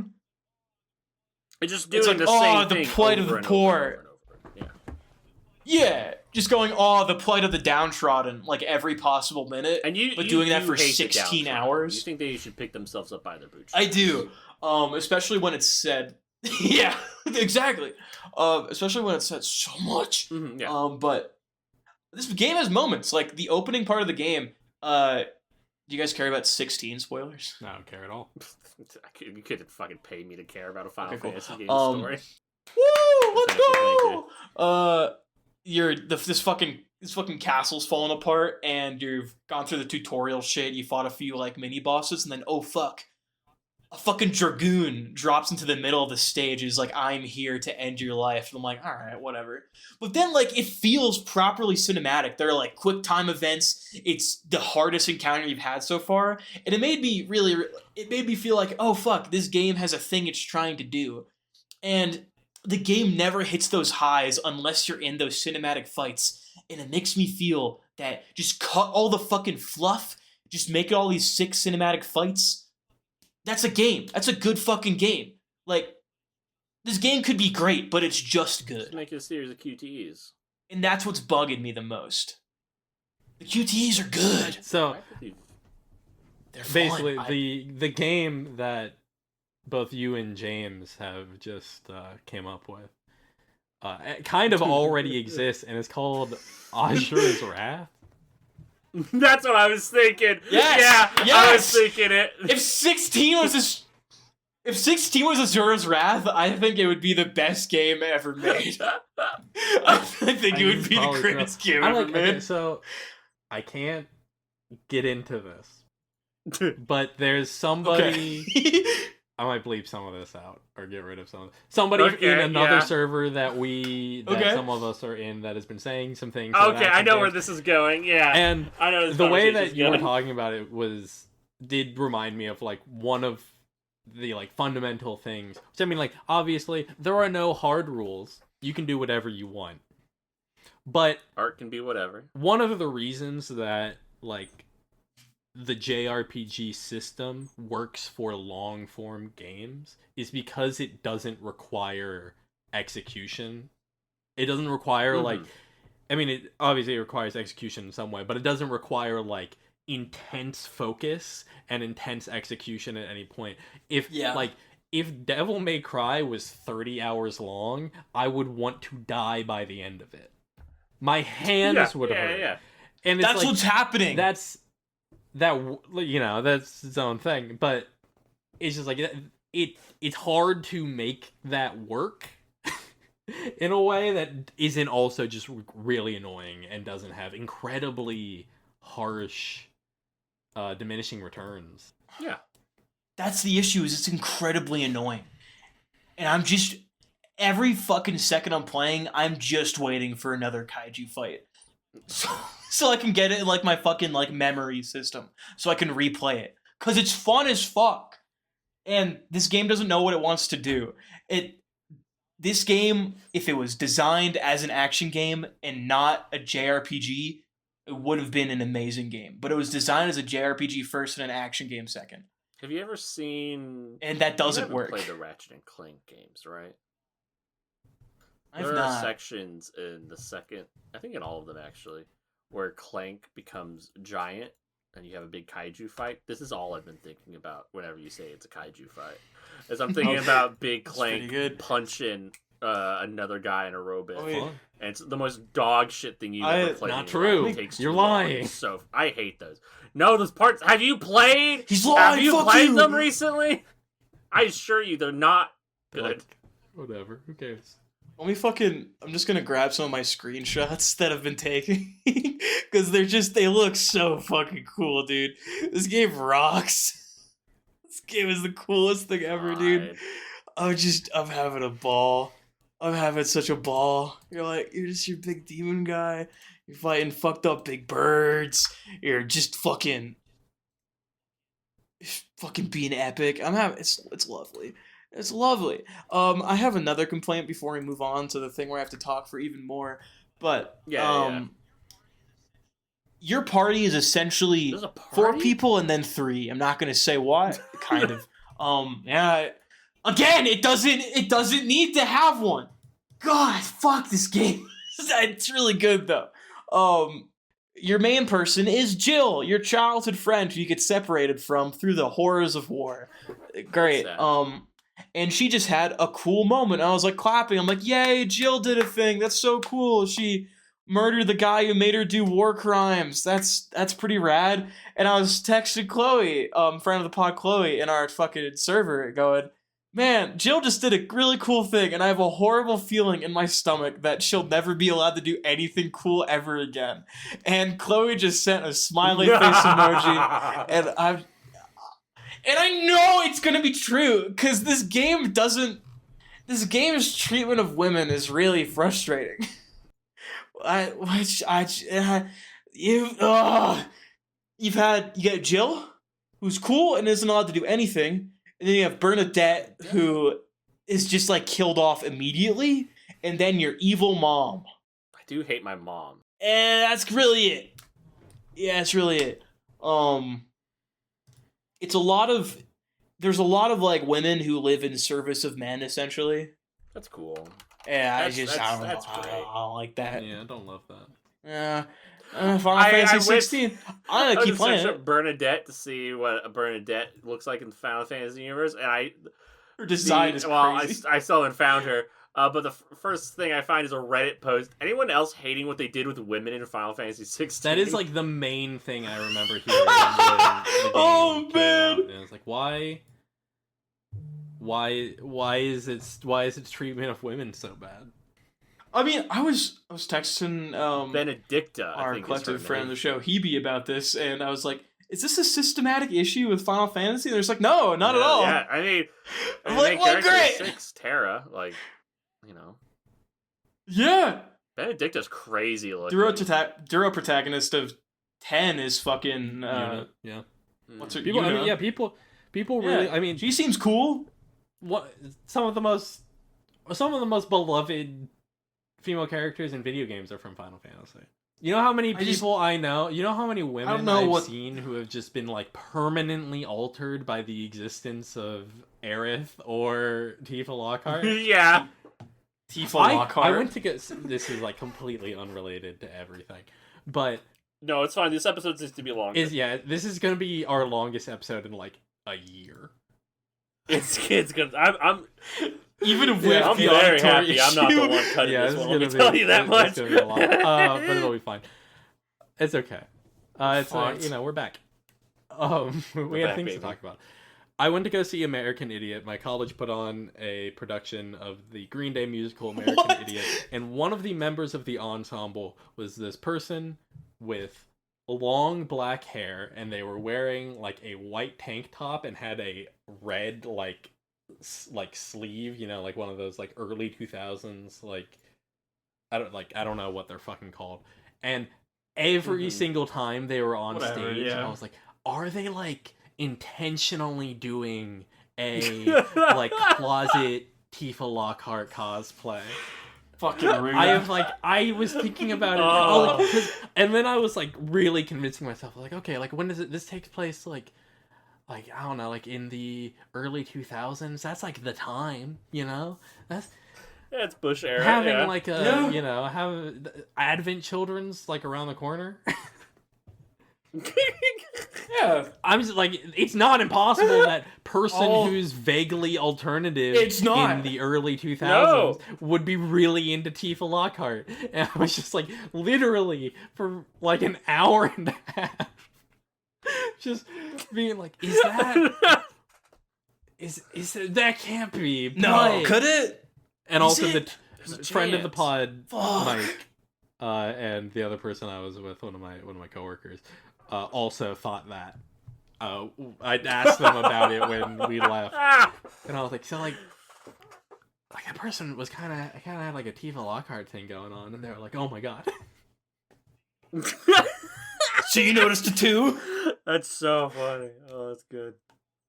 I think I'll end my 16 talk with fucking most of what it's done for me is just reminded me that Final Fantasy summons are really cool, that I should go and buy a Yoshitaka Amano art book and a newfound love of What was the love? chocobos. I did notice the last few days you've Chocobos been are like, just- I like a chocobo. I'm like, where's this coming from? I get it. Yeah, it's new for me. And then today, this fucking magic card appears out of nowhere, and I'm like, oh, too? dude, Oh, son. Yeah, No, we dude, it's can't- crazy. No Look magic at talk. him, he's silly. No. Stopping it right Yeah, we now. can't You do can- this, but that's a good card. That's 16. That's 16 for y'all. I'll be back to it probably once I finish it. Probably my next session because I'm on break and I'm doing mostly just playing 16, working, Hells reading yeah. books. All right, let's- are we taking a break? And we'll be right back. Yippee. Can you bolt? Okay, so you can bolt Bart's and Boko. me Great. talking about Bart's and Boko. Oh, thank God. Me Thank when God. I can't remember. I think you can remember a bolt- second Simpsons character. Okay. Bart's and, Boko. Fuck Boko. you, dude. Oh yeah, fucking Boko. That's his name, right? Who Fuck, could dude. forget Dear Boko? But we got fucking. You can bolt all of the chocobos except for Choco, Seeker of Paradise. Nice. Traveling chocobo is boltable. That sucks. Okay, do you have anything else That's to tell the Seth, chase or can we card get for back this to the set. show, please God? And we're back. Yippee! Yeah, right, it's Dad? your job. Keep going. Keep talking. What's my job? Oh yeah, talking about Dracula. We're gonna talk about Dracula. I have 2 sections to read off of today. We're gonna do first a brief history of Bram Stoker, Bram Stoker, and then get into a quick summary of our Dracula reading, followed by a discussion. I'm excited. Are you Thank guys you excited? for explaining the format. Yeah, I'm really glad. I was worried for a I second. know. I just wanted to. I did forget. In case you guys forgot. Good. Thank God. I smell like linoleum. Let's begin. Bram Stoker. His legal name, Abraham Stoker, was an Irishman. Did you guys know that? You know, I didn't, did not. but- I assumed this that- was one of the most huh. English men to ever live. Yeah. Yeah, so did I. Northern? He lived and was buried in England. That's crazy. There's a lot to go over here. I tried to condense it, Oh, he's like which I'm glad proper now because Irish. we're He's from Dublin. so fucking Damn. deep. Yeah, he's I from was like, Dublin, Northern, dude. maybe? No. Went to Trinity College. Church of Ireland? I think that's actually in England. Crazy. Yeah, this Wikipedia page. Yeah, I'm on his Wikipedia page, yeah. Thank you. Okay, no, Trinity College is in Dublin. Thank you to the editors of Wikipedia for providing me this information. I will surface level. Let it be known. Fun little fact to start us off. Actually, no, I'm gonna wrap back to that. That'll be good. Ahead. Oh, shut up, man. He I'm wrote gonna Layer kill the you. White I Wine. can't He use did. my hands. Apparently, people do not like that Yeah. story. I'm gonna read. Which is interesting. Oh, well. I'm gonna read through everything he's published at the very end, because there's just so much. I didn't want to weave it all into his fuck ass thing. You get it. He was a third of 7 children, born and raised in Dublin, Ireland. This was a sickly ass kid. He was not doing good for like most of his life. Up until 7, he was Oh better. my God. And then he was just fine until the horrible illness that took him Until later the in life, which we'll get to. Oh, the creature. But yeah, he was just good up until then. After that, writing later in his life, the dude was saying that, oh yeah, I don't know, maybe like a really reflecting type of guy, maybe think a lot. I'm like, yeah, whatever, nerd. Fucking goddamn it, I talk too much. A bulk of this time, not a bunch was happening. We were talking then about college. He went to Trinity College where he earned a BA and an MA. He did a bunch of athlete shit. Maybe because he couldn't do a bunch as a kid, the fucking editor of Wikipedia assumed. I don't know. love when a Who's to say? Wikipedia page has an editorial position. Like, because it's not supposed to happen, and when it does happen, you're like, this is weird. It's like that. It's like the This is Conan strange. episode when we talk about where it talks about he learned the values of violence. Yeah! Values of violence. God. Jesus. Yeah. Earned a BA and an MA. He thought he had earned a BA in mathematics, which is just not true. So what do you mean he thought? At one Did he like point in just his say life, that? I'm like- Or... Yeah, like apparently he was just like, yeah, I earned my bachelor's in mathematics, and it's like not what a BA is, man. It's not correct. I'm going fully off the Wikipedia with that. If that's not true, damn, but it's pretty funny if it is. Ain't that That's the pretty way. good. Ain't that the way? But yeah, he played rugby in college. Big rugby guy. He was after college, and then long thereafter was a fucking theater critic for the Dublin Evening Mail. Okay. Pretty sick, but in the same way that, you know, anime reviewers are seen as the lowest rung of society, he was also seen as someone in a lowly post.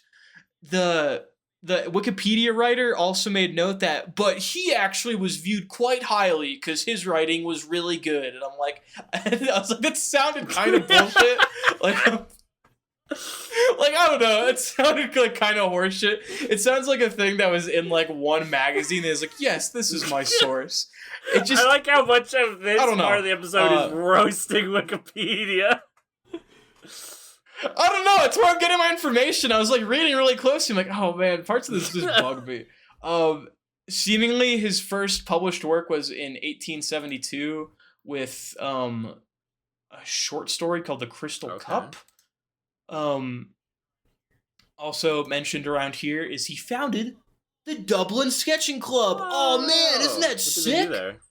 We fucking. I need you to take a wild guess from me. Golf. I need you to take a wild guess from me. I don't think he's gonna golf? guess. I don't think he's gonna guess golf? at all. I think he's actually fucking with me. Sketching. You know? Yeah. I'll put you in a box and seal it shut. Now, he had a job.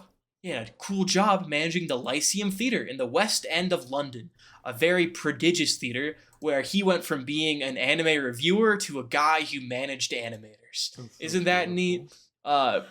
Notably, at the time, was he managed Henry Irving, a theater actor, the most famous at the time. And I was like, oh, whatever. Theater, that's fucking whatever.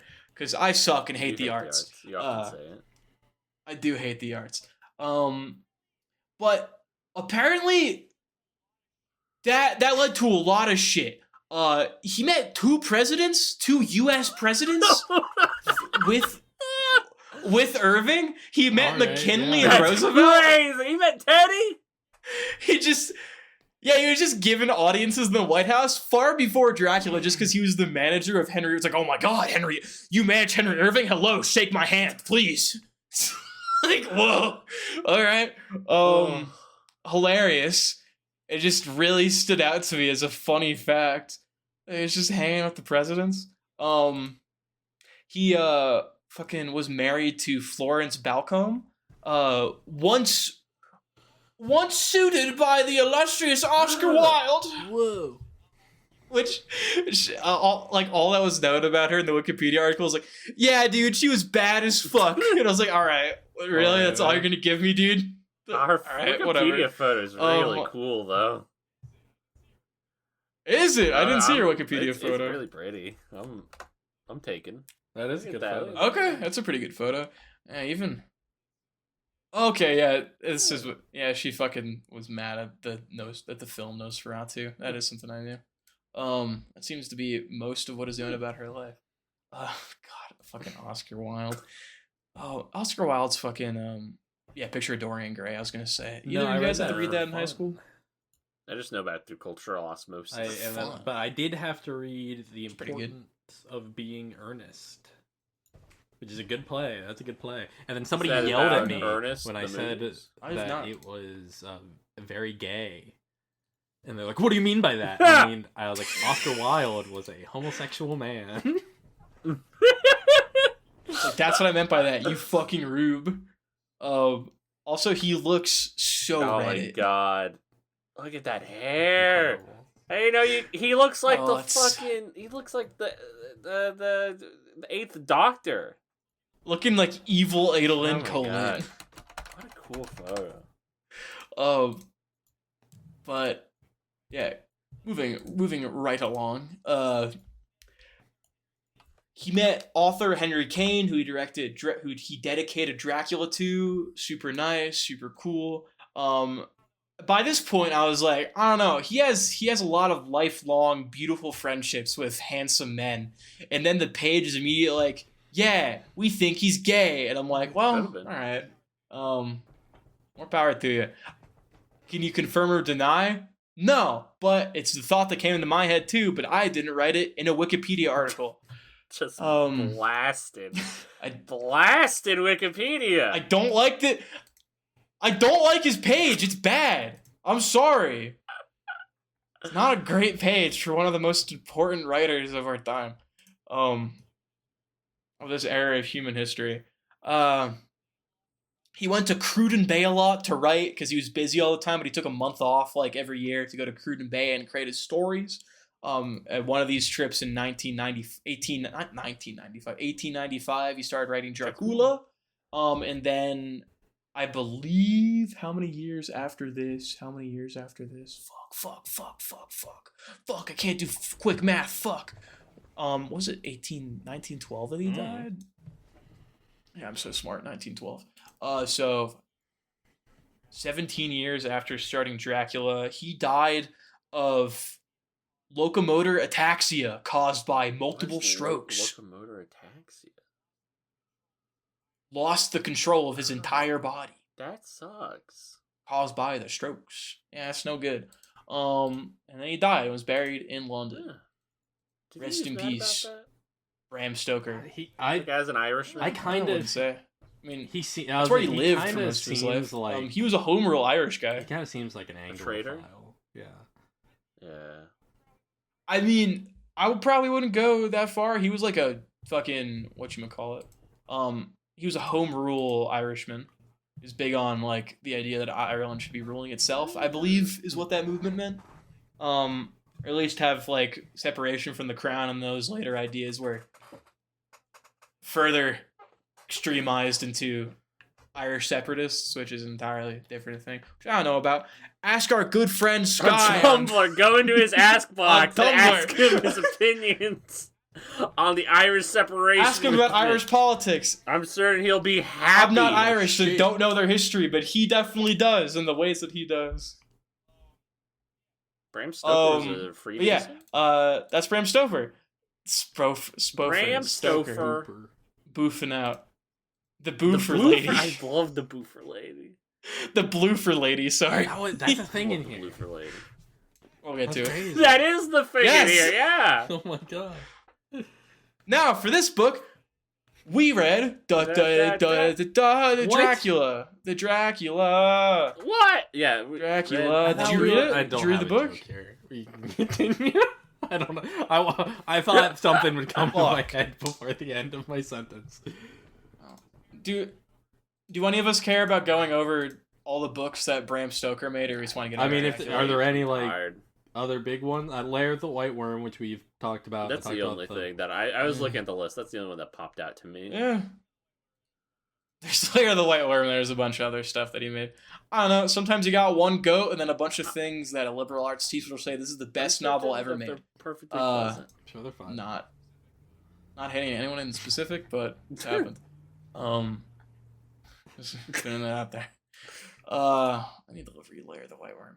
Anyway, Dracula, published in 1897. Oh fuck, is a gothic horror novel, and is epistolary in nature. Did you guys know what epistolary meant before going into this? On this podcast, talked about it. Yeah, I mean, to the audience, epistolary just means like in the format of letters. Fuck. Being diary entries, letters, carries novel epistolary stuff, books, whatever. That's how I learned about it. It's pretty sick. Okay, so this is an epistolary book, my favorite. And it's a good time. We're gonna get into the summary of our reading for today, chapters 1 through 14. Starting us off, I do have like a page and change worth of notes. Hey, go for it. I started off with wage slave Jonathan Harker. He's moving up. He's not a wage slave. He's getting something. Well, that changes later. Wage slave Jonathan Harker is in the ancient land of Transylvania to meet his client, the Count. He's bumbling around looking at things, and he's like, okay, I'm gonna go meet the Count. And the locals are like, absolutely not. Do not do that. Fuck, please do not do that. And he's like, fuck you, actually. And then just goes, and it's fine. He's like, I'm gonna take this cart. It's gonna be late at night. I have a crucifix. It's all fine. Demons aren't real. I'm awesome. There's a fucked up cab driver who takes him with his fucked up smile. There are wolves and ghost flames about, and he gets all haunty, scary. Ooh. And we get to the castle. Some might even say Count Dracula's castle. Would you guys say that? I would maybe actually say Castle Dracula. No. I'm putting you in a box and sealing you next to James. Okay, I really enjoyed that. The Count is a very inviting man, but John is just like, this is the most disgusting old man I've ever met, and I hope he never touches me fucked up again hands. with his pale white hands. His fucked up hands. The Count has a ton of English books. He's like, oh, you have such a good grasp of the English language. And he's like, oh, thanks, man. But no, I don't. And it's like, oh, okay, I don't know why you said it like that.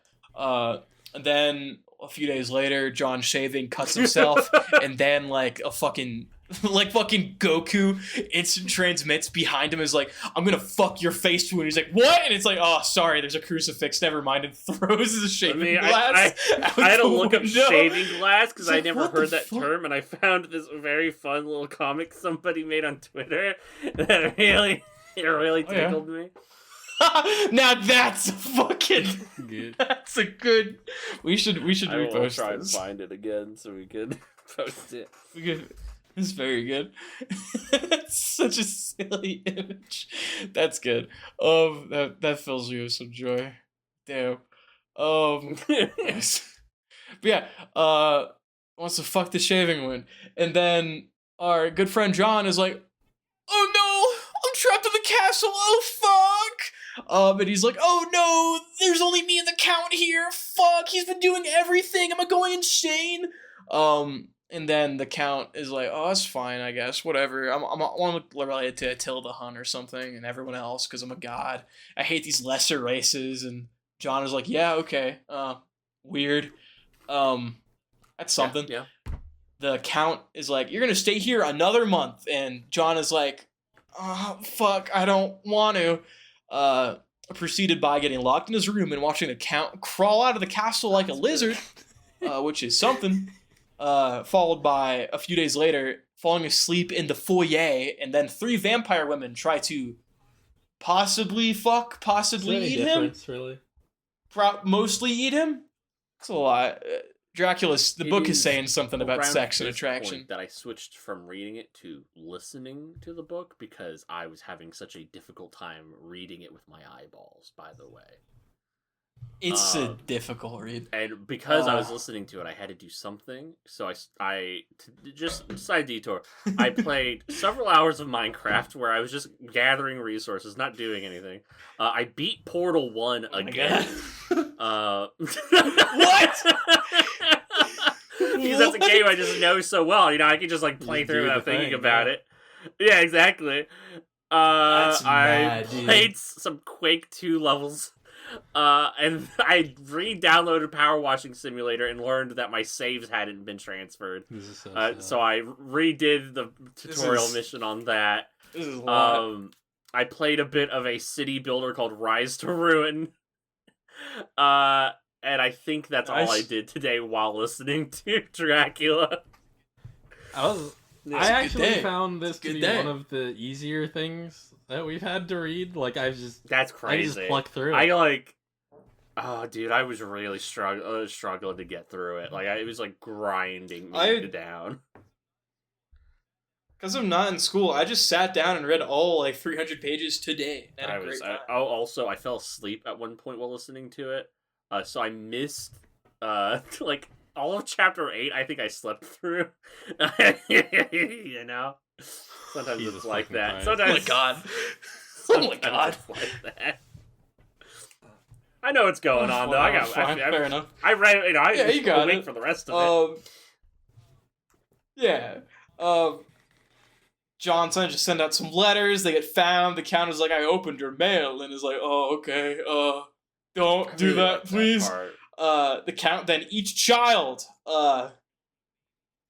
Cracking open a baby, drinking its blood. Really cool also. So good. Gross. I like that it's like it's specifically the phrase is like, it was as if there was a child in the sack. It's like, what? Excuse me? What do you mean as if? I feel like that's something you should know pretty certainly. I hope you really hope. know. Fucking our bro tries to kill Big Dracula, doesn't do very well, and then runs back to his room and is like, goodbye, Mina, it's all fucked, I'm sorry, shit, and then it cuts immediately to London. That was like my hypothetical part 1. We enter the next phase of the novel. Woo! And it's for a long, long, long time. It's Mina and Lucy going, fuck, I love fucking boys. I really like the part. I think it's this is getting around the part where I started falling asleep. But there's a bit where one of them is like, why can't I have 3 husbands? I love boys, and I'm like, that's this Lucy. Rocks. Lucy's Yeah, like, well, I really Lucy's like her. so fun. Mina is not like, oh, I love fucking boys. She's like, No. oh, I love my dear husband my dear who husband. hasn't written me and has been gone for so long. And then Lucy is like, this cowboy came to me. And I love Quincy. I was like, I love you. He was And then like, I was I like, love you. but I've already given my heart to another. And then he was like, but just one kiss, and we will be friends forever. And then she's like, why can't shit. women Really? be virtuous like men? I don't know. The way they talk about themselves is not my favorite thing in the world. Is a part at, where No, it's where she's like talking about playing a trick on Van Helsing, and she's like, "Must be that little bite of the original apple that sticks in our mouths." And I'm That's like, good. "What?" That's good though. Oh, it's good. it Like her. it's just, dude. The way that all the we'll get to it later, but just it's a lot. But yeah, Mina's like, I'm worried about my fucking husband, and then we cut to Renfield, and John Seward or Stewart, C-word. Seward, Dr. John Seward. He's like, damn, this guy's fucked up. He keeps collecting little guys in his room. Wants a cat. Fuck that. He's catching flies, and then he starts shortly catching followed spiders by- to feed the flies too, and then he wants a cat to feed the... Because he's also catching sparrows to feed the spiders too. And he's told to get rid of the sparrows, catching and the he eats them organisms, raw. man. It's really no good. He can be trusted with a cat. But I what about swear. a kitten? I knew he wants a I knew kitten. He you doesn't would actually say want a no cat. to a cat, but what about a kitten? Nobody could say no to a kitten. And then he's like, I was. don't think that's good. fucking. I Sucks. really like all the Renfield stuff. It Um, was really keeping me going. It's good. I'm just gonna skip over it in the review, but Renfield just fucking keeps He does. escaping. It just happens like 7 fucking times. I'm not gonna go into detail on every single fucking one. It just happens a lot because these guys are bad at their job. Just keep chain him. Fuck, It's if just that's so your funny. thing, do it. Every Goddamn, okay, he's come on. violent. Finish your thing. Finish the thing. I'm gonna do. Let's undispute a little bit through the rest of this. Mina talks to Mr. Swales. Cool. The Demeter appears. Oh no, the logbooks are crazy. And Mr. Swales dies. Fuck. And then Lucy's bitten by a vampire. Oh my god. At the church. It's all falling apart. And then she gets into a vampire. She's trying to go to her vampire boyfriend, but can't get out of the room, and it's all fucked up. And John is sick and not dead, thank God. But Renfield fucking escapes, and he keeps doing it. Mina gets to John, and they wed, and it's all nice. Who He's gives like a shit, in bed whatever. as well She's when like, the "Oh, day it's the wed. most-" Like he's like in shock. I know, it's crazy. It's like, this is the most beautiful thing that's ever happened to me. I love my husband, but he's dying. Fucking Arthur contacts Dr. Helsing My goat. I from love Amsterdam. Van Helsing so And is much. like, please help Lucy. The man of science. Lucy... I have it in my notes. Lucy has the bad sickness. She keeps getting intermittently better and worse with the help of Helsing and Seward. Arthur's kind of there, but not really doing shit. A wolf escapes from the zoo, and I clap my hands really loudly. Lucy is convinced she's dying, kept awake by bats in the night, and then her mom dies, and then she's kind of better, but everyone's worried, and John is doing better, and Lucy wants to visit. Fuck, and then Lucy dies! Holy. Oh. Then she's dead, and she's in the fucking catacombs, and then Arthur's crying, and he's like, oh, fuck, dude, I loved her. I was giving her my blood, man, shit. And then Arthur, and then fucking, yeah, that was Arthur, fuck. And then Van Helsing is like, oh, dude, I can't believe let her die, fuck, shit, dude, fuck. Then we cut. to The blooper lady. The blooper lady in the fucking news who's been going around biting the kids. It's just not great. And I was like, oh, gross.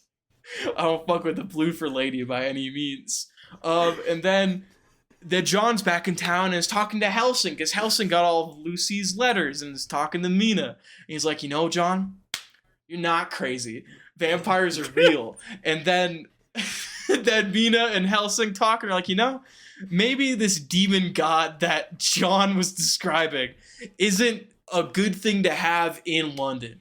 And then we end our reading by more news articles and not more news articles, about Helsing being like, why is this bloofer lady so close to Lucy's grave? I love Van Helsing. That's crazy. I fully understand. I was reading it, and he's like describing it, and I was like, oh, this is the guy that's in everything. And as it keeps going, I'm like, Yeah. oh, I get why you pull this character out. Because he is so much fun. He's always up to hijinks. He's a smooth talker. He's funny. Like, I love Van Helsing. Note, on his Wikipedia page, there's an equipment section, as if this is a D&D monster manual, and it tells you what sort of equipment Van Helsing has. Skeleton keys, wreath of withered garlic blossoms, silver crucifix, golden crucifix, and several more. Electric lamps, which could be attached or secured against the chest. Revolver and knife for using against enemies weaker than Dracula. Oh man, enemies! He has that sacred wafer, The branch though. of a wild rose could be placed on top of a coffin containing a vampire, immobilizing it. This is true. Mountain Mountain ash ash. to repel the undead. Pretty sick. It's good. That's a good Wikipedia article there. This is a good Wikipedia article. This is formatted like That's what I'm saying. Like, character. okay, you've got your stat block. Now, what items does he carry? Well, he's got a 40-foot pole. Well, let me tell you, buddy. Yeah, that's Dracula. Yeah, keep I going. can't think of any D&D items. A sack of ball bearings, I guess. Bag of holding. Oh my god. We got a bag of holding. A movable God, rod. we suck. Those are the only iconic D&D items. Movable rod, easily the most powerful weapon in D&D, right? Like, easily the most powerful item? Yeah, it's like busted. Like, it's like wildly busted, yeah. Yeah, it's wonderful. Alright, so just Talk wanted to about Dracula! Let's talk about Dracula. We start off in the beginning. What do we think of this first section of Dracula? Good. Thumbs up, although it has the problem that I think I respect Dracula. I don't think I like it. The problem I have with this whole damn book. Okay. I just want things to happen. No. I'm just sitting here like I want to get to the fireworks factory. Can we get to the fireworks factory already? What the fuck are you please? talking about? Things Get the fuck take a out of here. while. This is gothic literature. We're vibing. I know I'm the problem here. Like, I recognize fully Bro's got TikTok that it is like brain. I'm here. I'm like, where is Hoyd? fucking loves Where's TikTok. investiture? Like, I recognize I'm the problem here. Don't say words, I'm just please. like, how does this affect the greater Cosmere? You know, like, come on. Oh. But I recognize I'm the issue. But it's just I really was like, please, can we get a move on? Like, It's like a knife being driven I into my would- stomach. you know, I'm the editor. You give me a red pen. There's a lot of ink coming back. You know, like that. That's where No ink. But I'm the problem. I'm There's a lot telling of ink Bram. coming back, I'm you telling son of a Bram bitch. Stroker, Problem. edge us a little longer. Keep Bram Stoker, keep your hand Keep there for a going, little bro. bit longer. I'm the man. problem. I'm the issue. I was like, he's going fucking crazy. It's awesome. he's going crazy, and there are parts that are good. He spends a lot of time He spends describing so shit, much- and I can see how that might It make makes someone me eepy. It makes me irrationally angry. That's a feature, not a bug. I know. That's what I think. You just Don't do it. like it. I spend. But there are like a things in long this I time do like. Just reading this. It's good. I find it just like incredibly Pretty good. easy to read. Like I would start a new chapter and I would kind of like Mhm. look at things and I'd be like, okay, like this is gonna be like, you know, I'm in here for the long haul, and then it would just kind of happen because this is also like, because I kind of know, I'm just kind of letting it wash Yeah. over me. Yeah. I was letting. I mean, Yeah. in my defense, I did just read 6,000 pages of a webcomic, so I might be in the wrong gear. Like, I might not be in the right headset right now to appreciate this. I love that you love Lucidstuck more than Dracula. I definitely have more fuck. positive emotions about it. Lucidstuck's gonna stick with me a little bit more than Dracula. This is crazy. That's such Sorry. a devastating Sorry, thing Stroker. to hear. Fucked up. You You can't can't call him earn that. it. You don't have to respect I- him. I read it. Yeah, you I didn't read earn it it, the man. same as you, except Except the you part where didn't. I You fell asleep. asleep. Except I fell asleep. I don't think I missed anything. You though. did. I don't think I missed anything. Oh, she doesn't deserve it. Fuck Yes, this all I don't guy. think I missed much. The whole thing. I was Putting really, him in a I box was and really sealing it cozy laying in my bed listening to this. So I think, I get. They went to I a do fucking get that. funeral, This is a dude. cozy read. I was. Yeah. The Demeter, bad things happen. They made a whole movie Yeah, out of That it. was pretty. I was Out of awake for that. I was chapter awake 7. for that. They made a whole movie about the No, fucking did Demeter. anybody see that? Who could be bothered No, here's the to ever watch that? The entire time I was reading this, I'm No, like, fuck, I dude. gotta watch that movie. Yeah, I'm like, No, I you think, don't like, need I don't know, there's an to. idea there. Like, I don't hate the idea of like Dracula on a don't. boat. Dude, Like, is it Alien, but there's a Dracula on a boat? Yeah. That's good. I just. Like I get. Who knows? Maybe it's good. Maybe Yours I'm to judgmental. Dracula Maybe I'm a bad adaptations. Yours to discover.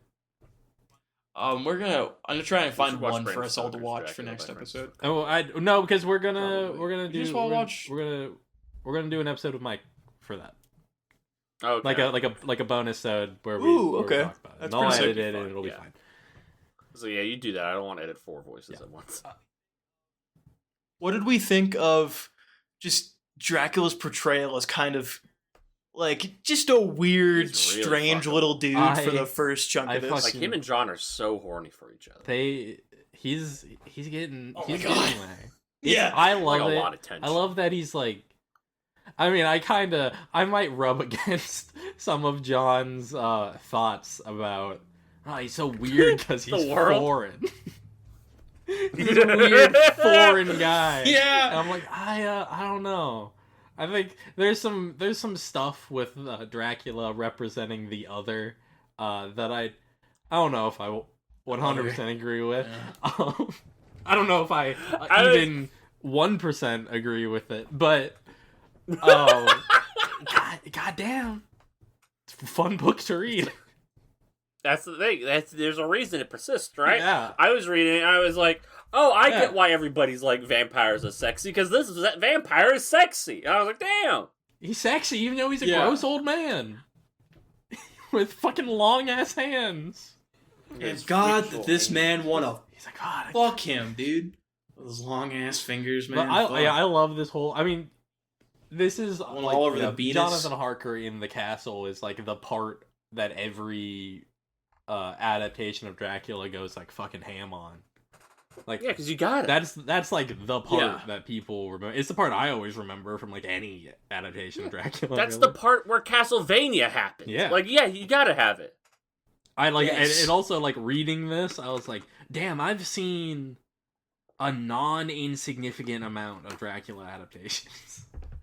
Yeah. Yeah. Like it's just from Yeah. the virtue of like having seen all the Nosferatu films, and I don't want to get too bogged down in that yet, but like it's just so interesting It's a whole to other see thing. and be like, oh, okay, it's kind of like this is where that comes from, and that's where this comes from. But Yeah. I mean, It is I was feeling that Ain't it throughout fascinating? the whole thing. There were the structure and like a lot of moments, just a lot of emotions with the structure, the way that the characters don't, for a lot of what we read, aren't interacting with each other. no, yeah, they're just kind of you know, like, talking to there's each other. Not sort a of. ton of overlap and all that. And like that, I was really feeling. I was like, I Mhm. don't know what predates this in that space necessarily, but like a lot of things I like are doing that, and I'm like, okay, this is an early form of that. Yeah, There's a lot of that where bits of tension and stuff. I was like, oh, okay, I can. Much like how you were saying, like Asimov and stuff, of like this is an ideas guy. Like I see where all this other stuff I like is pulling from now. I was seeing that with Dracula. I'm like, oh, okay, Mind you, I think Yeah. this is probably better was- than Asimov, but you know. Yeah, I'd much rather read this than any of the Asimov things I've read, just from like a sheer like style perspective. Yeah. I'm like, you know, I'm not gonna. I'm like, these aren't the most It's real, so. plain ways to describe a thing of all time. Yeah.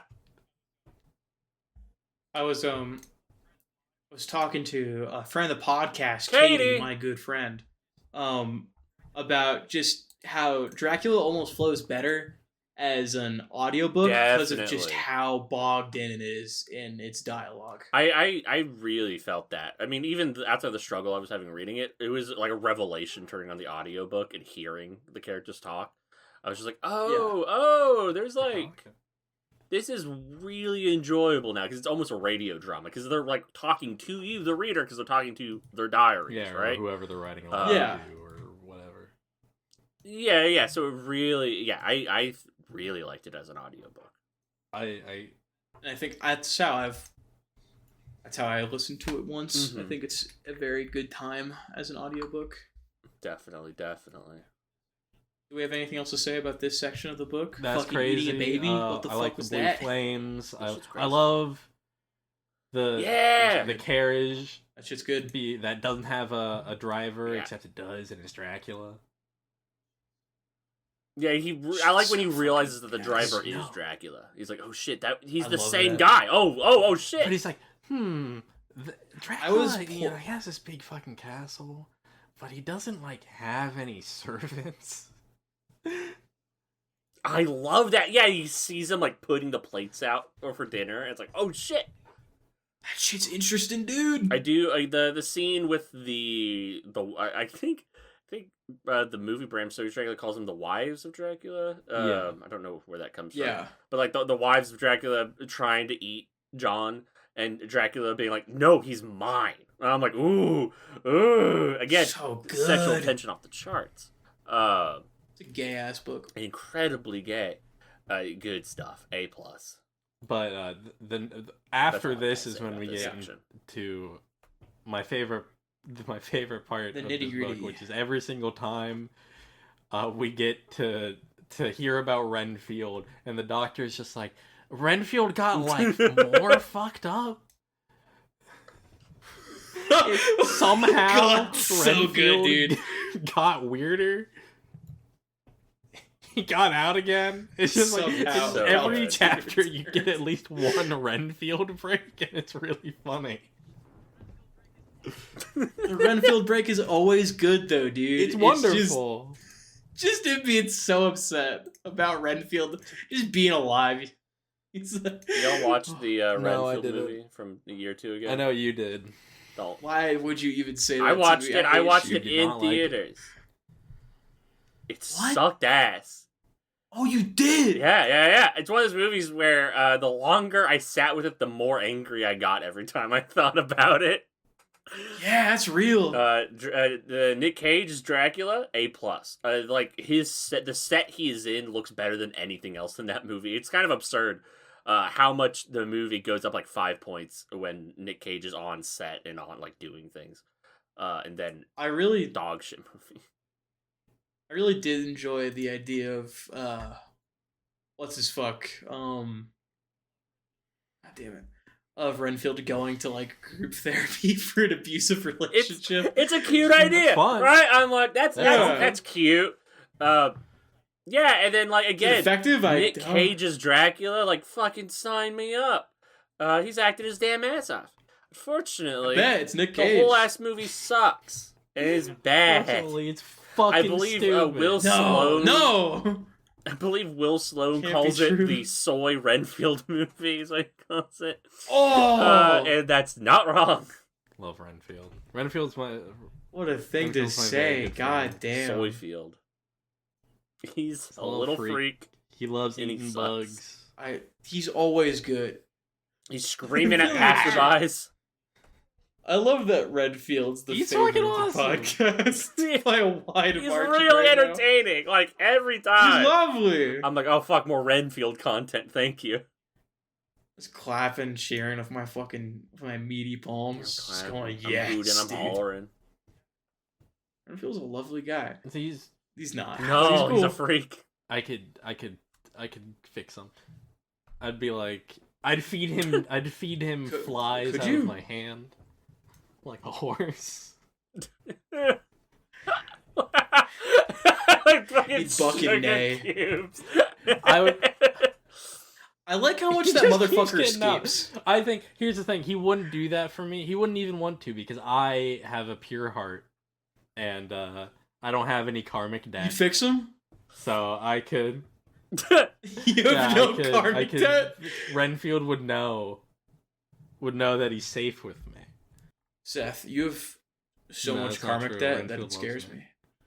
It's actually Renfield's my good friend. The Hellsing in the Hellsing anime is not the He's a Hellsing? vampire. No. And I'm pretty What sure the he's fuck? not even like related. It's It's according to Damn it. Wikipedia, in the manga and anime Hellsing, modern day descendant Integra runs the Hellsing leads the Hellsing British government strike. organization. That the main is character of true, Hellsing's yeah. Alucard. What? What? The guy in red? Yeah. Yeah, the guy on the fucking Yeah. cover. What? That's not This Hellsing? motherfucker's still... That's not Hellsing. It's He's Alucard. never seen it, man. I was yelling at What? him about This guy it. doesn't. This guy's gonna Different, freak the right? fuck out when he realizes what Alucard is backwards. Wait a second. Wait. Is it Dracula? He fucking did it. Yes. Whoa! Did you not That'd know be that? really good if this is I'm not an how you found Thank out. God. All right. I can't yell that loud. I would My be neighbors losing are my upset mind. with me. All right, It's too let's late talk about being Mina done. and It's Lucy. fine. I can't figure out which one of these guys is Hellsing. None of these guys are Hellsing. I'm looking. It's all the guy in the red. It's all Alucard. Is it the blonde guy? Is that Hellsing? No, it's Integra. It's the tall woman. I should have searched Integra. Okay. Carry on. Let's talk about Mina and fucking Lucy. Oh, she looks like Sephiroth. It's She does. Kinda rough. That's... Yeah, good point. She's pretty cool. Mina and Lucy. I don't know what to do with them. I do kind of like them. Thank though. you. I like them a lot. I like is them the a lot. thing. I just don't you like know, it when know. You gotta bracket. you gotta lot. bracket like, a you lot, gotta but really then like just. there's like that point at one point when Lucy, I think it's Lucy, it might be Mina, is talking about the I new mix them up all woman the- I could barely keep and them how apart. like they're gonna do Yeah, and they're that gonna shit do was all this crazy. shit. And that's really cool for them, but not for me. I'm like, what is this like conceptualization of the woman as like an idea? Dude, she's like in tears because she just wants to. It's like, I don't want to be a new woman. I just want to be Alright, with man. boys. It's like, all right, It's man. good for them. They can like maybe Like, vote relax. or like they'll do a really they can. What is it? She pushes one specific thing. It's proposal. She's like, the new woman can propose to whoever they wish, and they'll do a bang This up is job. what I slept through. I don't remember any of this.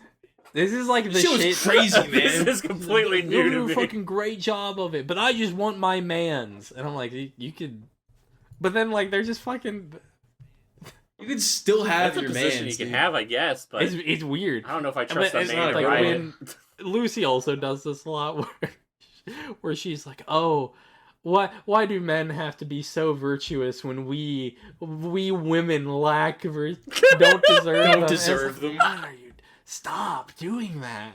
It happens like 4 Graham, times. what- Fucking do you think? exhausting, dude. It does. He, I like, don't. had his wife read it at all. Be like, hey, can you double check my work here? Probably.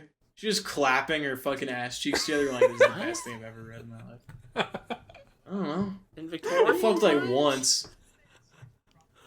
I think they had sex probably once because he had one kid. Did you read about his great grandkid? I don't want to. We You don't want to talk about Dak or Stoker? Not especially. Okay. Not Okay, really. that's fair. Do Ah, you? he's a Quebecois! But yeah, I like them. I think they're fun to read. I did feel bad when Lucy leaves this mortal coil. Yeah. I didn't. On the reread, I'm just like, whatever. I thought that was. I don't. It's well done. I do not. I don't know. I felt bad for like the aftermath of it, but Lucy as a character, I'm not like super attached to. I mean, to be fair, I don't think I'm like super attached to any of these people. I mean, Helsing's fun. Even but, Helsing? Like,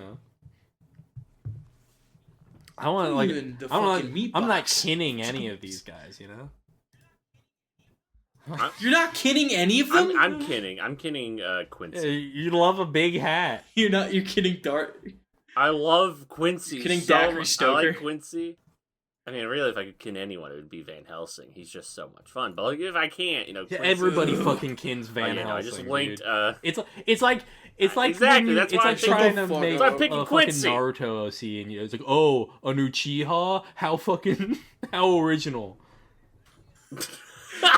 How derivative, and you push up your glasses. That means nothing to me. I don't know what these things. I'm gonna fucking kill you. There's no shy. You don't know what no Uchiha I don't know what that Beat you up. means. Remember in Naruto? What the fuck? When they never watched Naruto. When they introduce another Uzumaki, and then that doesn't mean a single goddamn thing.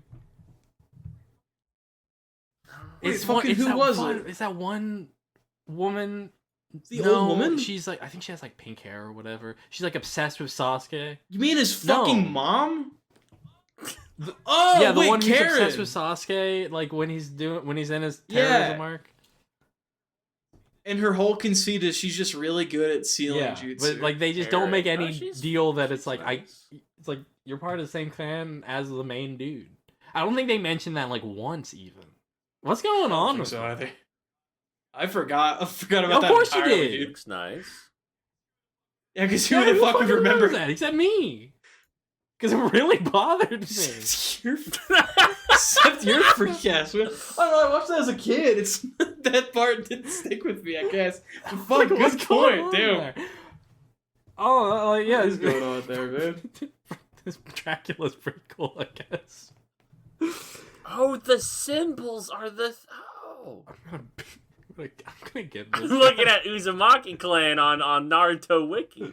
That's what the symbols are. It's the clans. Okay. This guy sucks. Never. Look at the symbol. Oh, it's all on coming Naruto together. Wiki.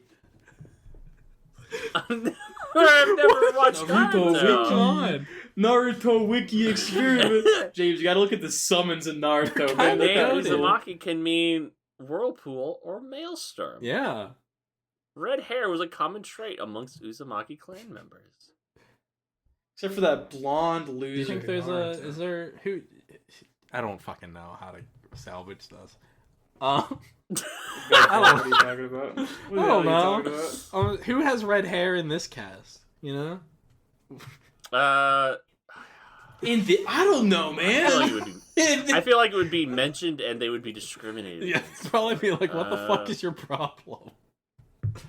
Arthur. Speaking of vampires, what about that scene where Lucy gets neck drank? I liked that stuff. It's good. I like that. Yeah, the bat, and they're like, yeah. something's weird. Something's This ain't right. It's just like, that was kind of weird. Something I felt very distinctly was the exact same image that I had in my head for that scene when I was in high school. And I read this, and I was like, that doesn't fit anymore. Reset. And I was like going through my mind palace, making a new scene for it. That was me reading Ender's Game for the show. Being like, oh, wait a second. That's pretty good. I have to Like, rethink that's not of. how So do you that think would like Knuckle could handle this, right? Oh yeah, Knuckle would clear. He would cast like anti-vampire spell on Lucy and she'd be fine. Create garlic. God, shut up. Fuck. It took me a sec. Yeah, Damn Knuckles it. clears. It's fine. Knuckles solos Count Dracula. I mean, it is true. Yeah, dude, I actually had level 9,000 Also, goddamn something anti-Dracula that I like spell. about- Ridley Walker is not equipped for this situation though. Like he falls victim. Yeah, it would not be. Ridley Walker It would does. not. He's not equipped to handle He this cannot sort of. deal with This it. is too complex. For No, him. He's a soft, simple boy. I do think. He cannot solve don't this with imagine- puppetry. I do would think be. Severian would be able to do it. He'd be like, Severian would be crazy. He would kill one of them. He would. He would just kill me immediately. Yeah, he would just be like, "Oh, Lucy's like got fucked up shit going on. Fuck you. Okay, I'm just cutting her head off." Actually, with my perfect sense memory, I already knew that this would happen from past events by triangulating the different, and then everyone fucking shoots him in the neck. You don't know anything. Yeah, you're not a That is how Severian talks. You don't know Severian like I do. He'd be like, actually, hold on. The sun, guys, the sun. What's going on with it? He wouldn't know how to handle it. The sun is like real. So something I like. That's true. Something I like about reading Dracula, because I've never like really gotten far in this fucking thing before. Yeah, I like all the fucking. There's so many things that Dracula can like do. That is just like not. I got powers. Not evoked in everything. Like, you know, you get the normal ones, like you turn into a bat and shit, but he's like, yeah, you can like control wolves and like turn into wolves. Thing is so cool.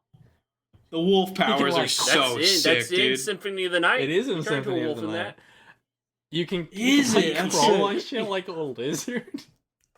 You have to use it because there are parts. This isn't the purpose of the dog power-up, but you have to use it because the map is bugged, and you can't get 100% map completion without, like, glitching through the walls in specific places with the dog. That fucking rules. It's pretty good. That's also, I mean, that is true. It's just, when Jonathan sees Dracula crawling around the castle like a fucking lizard, that's what he's doing, actually. He crawls out of the castle. Yeah, yeah. God. He's trying to get 100% completion, but he doesn't know that. Exactly. Do you think Dracula knows that that it can turn upside down? He hasn't gone to the upside down castle yet. He's like, that's what he's working on, obviously. Well, he has to get the dark lens and the white lens so he can see Shaq's influence over Richter, so then you can attack Shaq, and then you can unlock the Upside Down Castle, and then you have to go get the Chrysogram, the strongest weapon in the game, so then you can fight Dracula for real at the end. It's true. This is all true. Why didn't Jonathan just do that? Why didn't Jonathan do any of that? I think it's he so funny. He could have got the Chrysogram. I think it's so funny.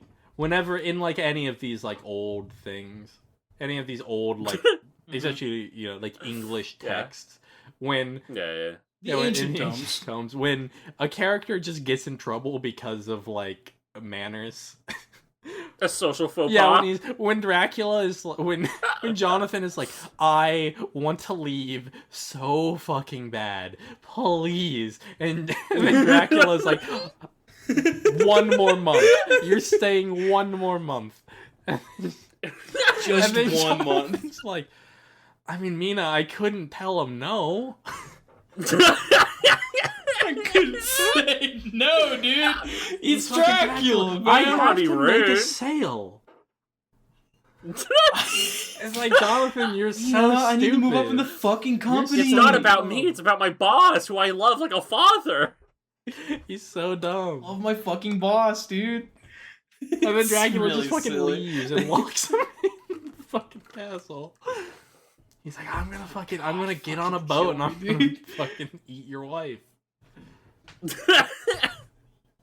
And eat your wife's best friend. I'm gonna make the, what is it called? The boofer woman?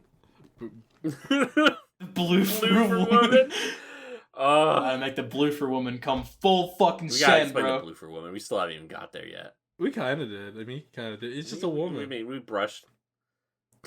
It's just a woman who bloofs. It's just. Oh man, I bloofed it, dude! I fucking bloofed it! Like, she's like stealing children and eating them. Really? Well, she's not like eating them. She's just like snacking on the children. Yeah. They're coming back. Like, she's not killing these kids. Yeah. It seemed like they were more worried about the wolf than the woman actively kidnapping children. Whatever. It's good. Dracula's. Yeah, whatever. Maybe this book's good. Actually, He's really good. He's got so many ideas. I think it's great. Everybody's. I think I'm dying. I think I'm dying. You think you're dying? I think I'm dying. I think it's almost 11, and I think I'm dying. Yeah, we've been doing it. We're doing the damn thing. I don't know. Do we have anything else to say about this thing? I'm stopping it now. With any more thoughts, please? I think we're good. This is a good time. episode. I'm enjoying This is it. a good episode. I'm dying. So we're just gonna finish the rest of the book next, right?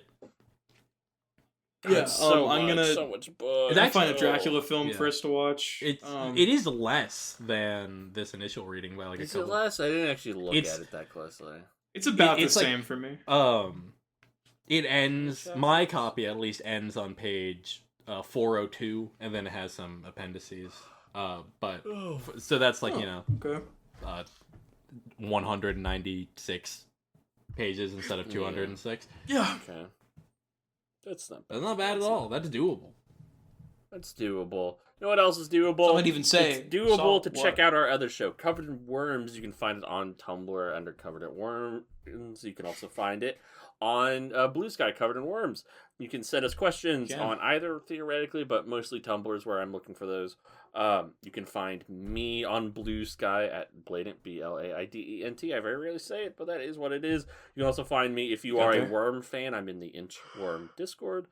Check out that podcast, Inchworm Parahuman Podcast. Very good. You can find Seth under little Seth Amphetamine. That's my favorite username. It's really good. One of the best out there. Really That's one of my proudest achievements as a human being. And that's all we have to shill, right? You can also find me throwing rocks at cars. There you go.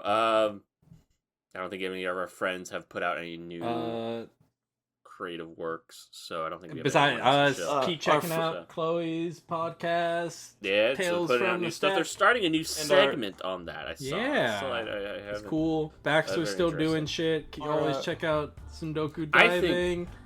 I think Chloe's ripping us off. I with the new segment they're doing on Tales from the Stack. I think they're doing a bog frog, and I think we should sue personally. Inner podcast drama hashtag alert. Drama alert. I think we're gonna sue, but we'll figure that out later. We are gonna execute Chloe. I still don't have access to the Blue Sky for this podcast, so follow it if you want. God, you suck. I don't know how to recover that account anymore. Rate us on Apple or Spotify or whatever the fuck. Leave us 5-star reviews. We don't do any advertisements, so fucking tell your friends and help us, please. Please. Goodbye. Goodbye. Yeah. Goodbye, gang.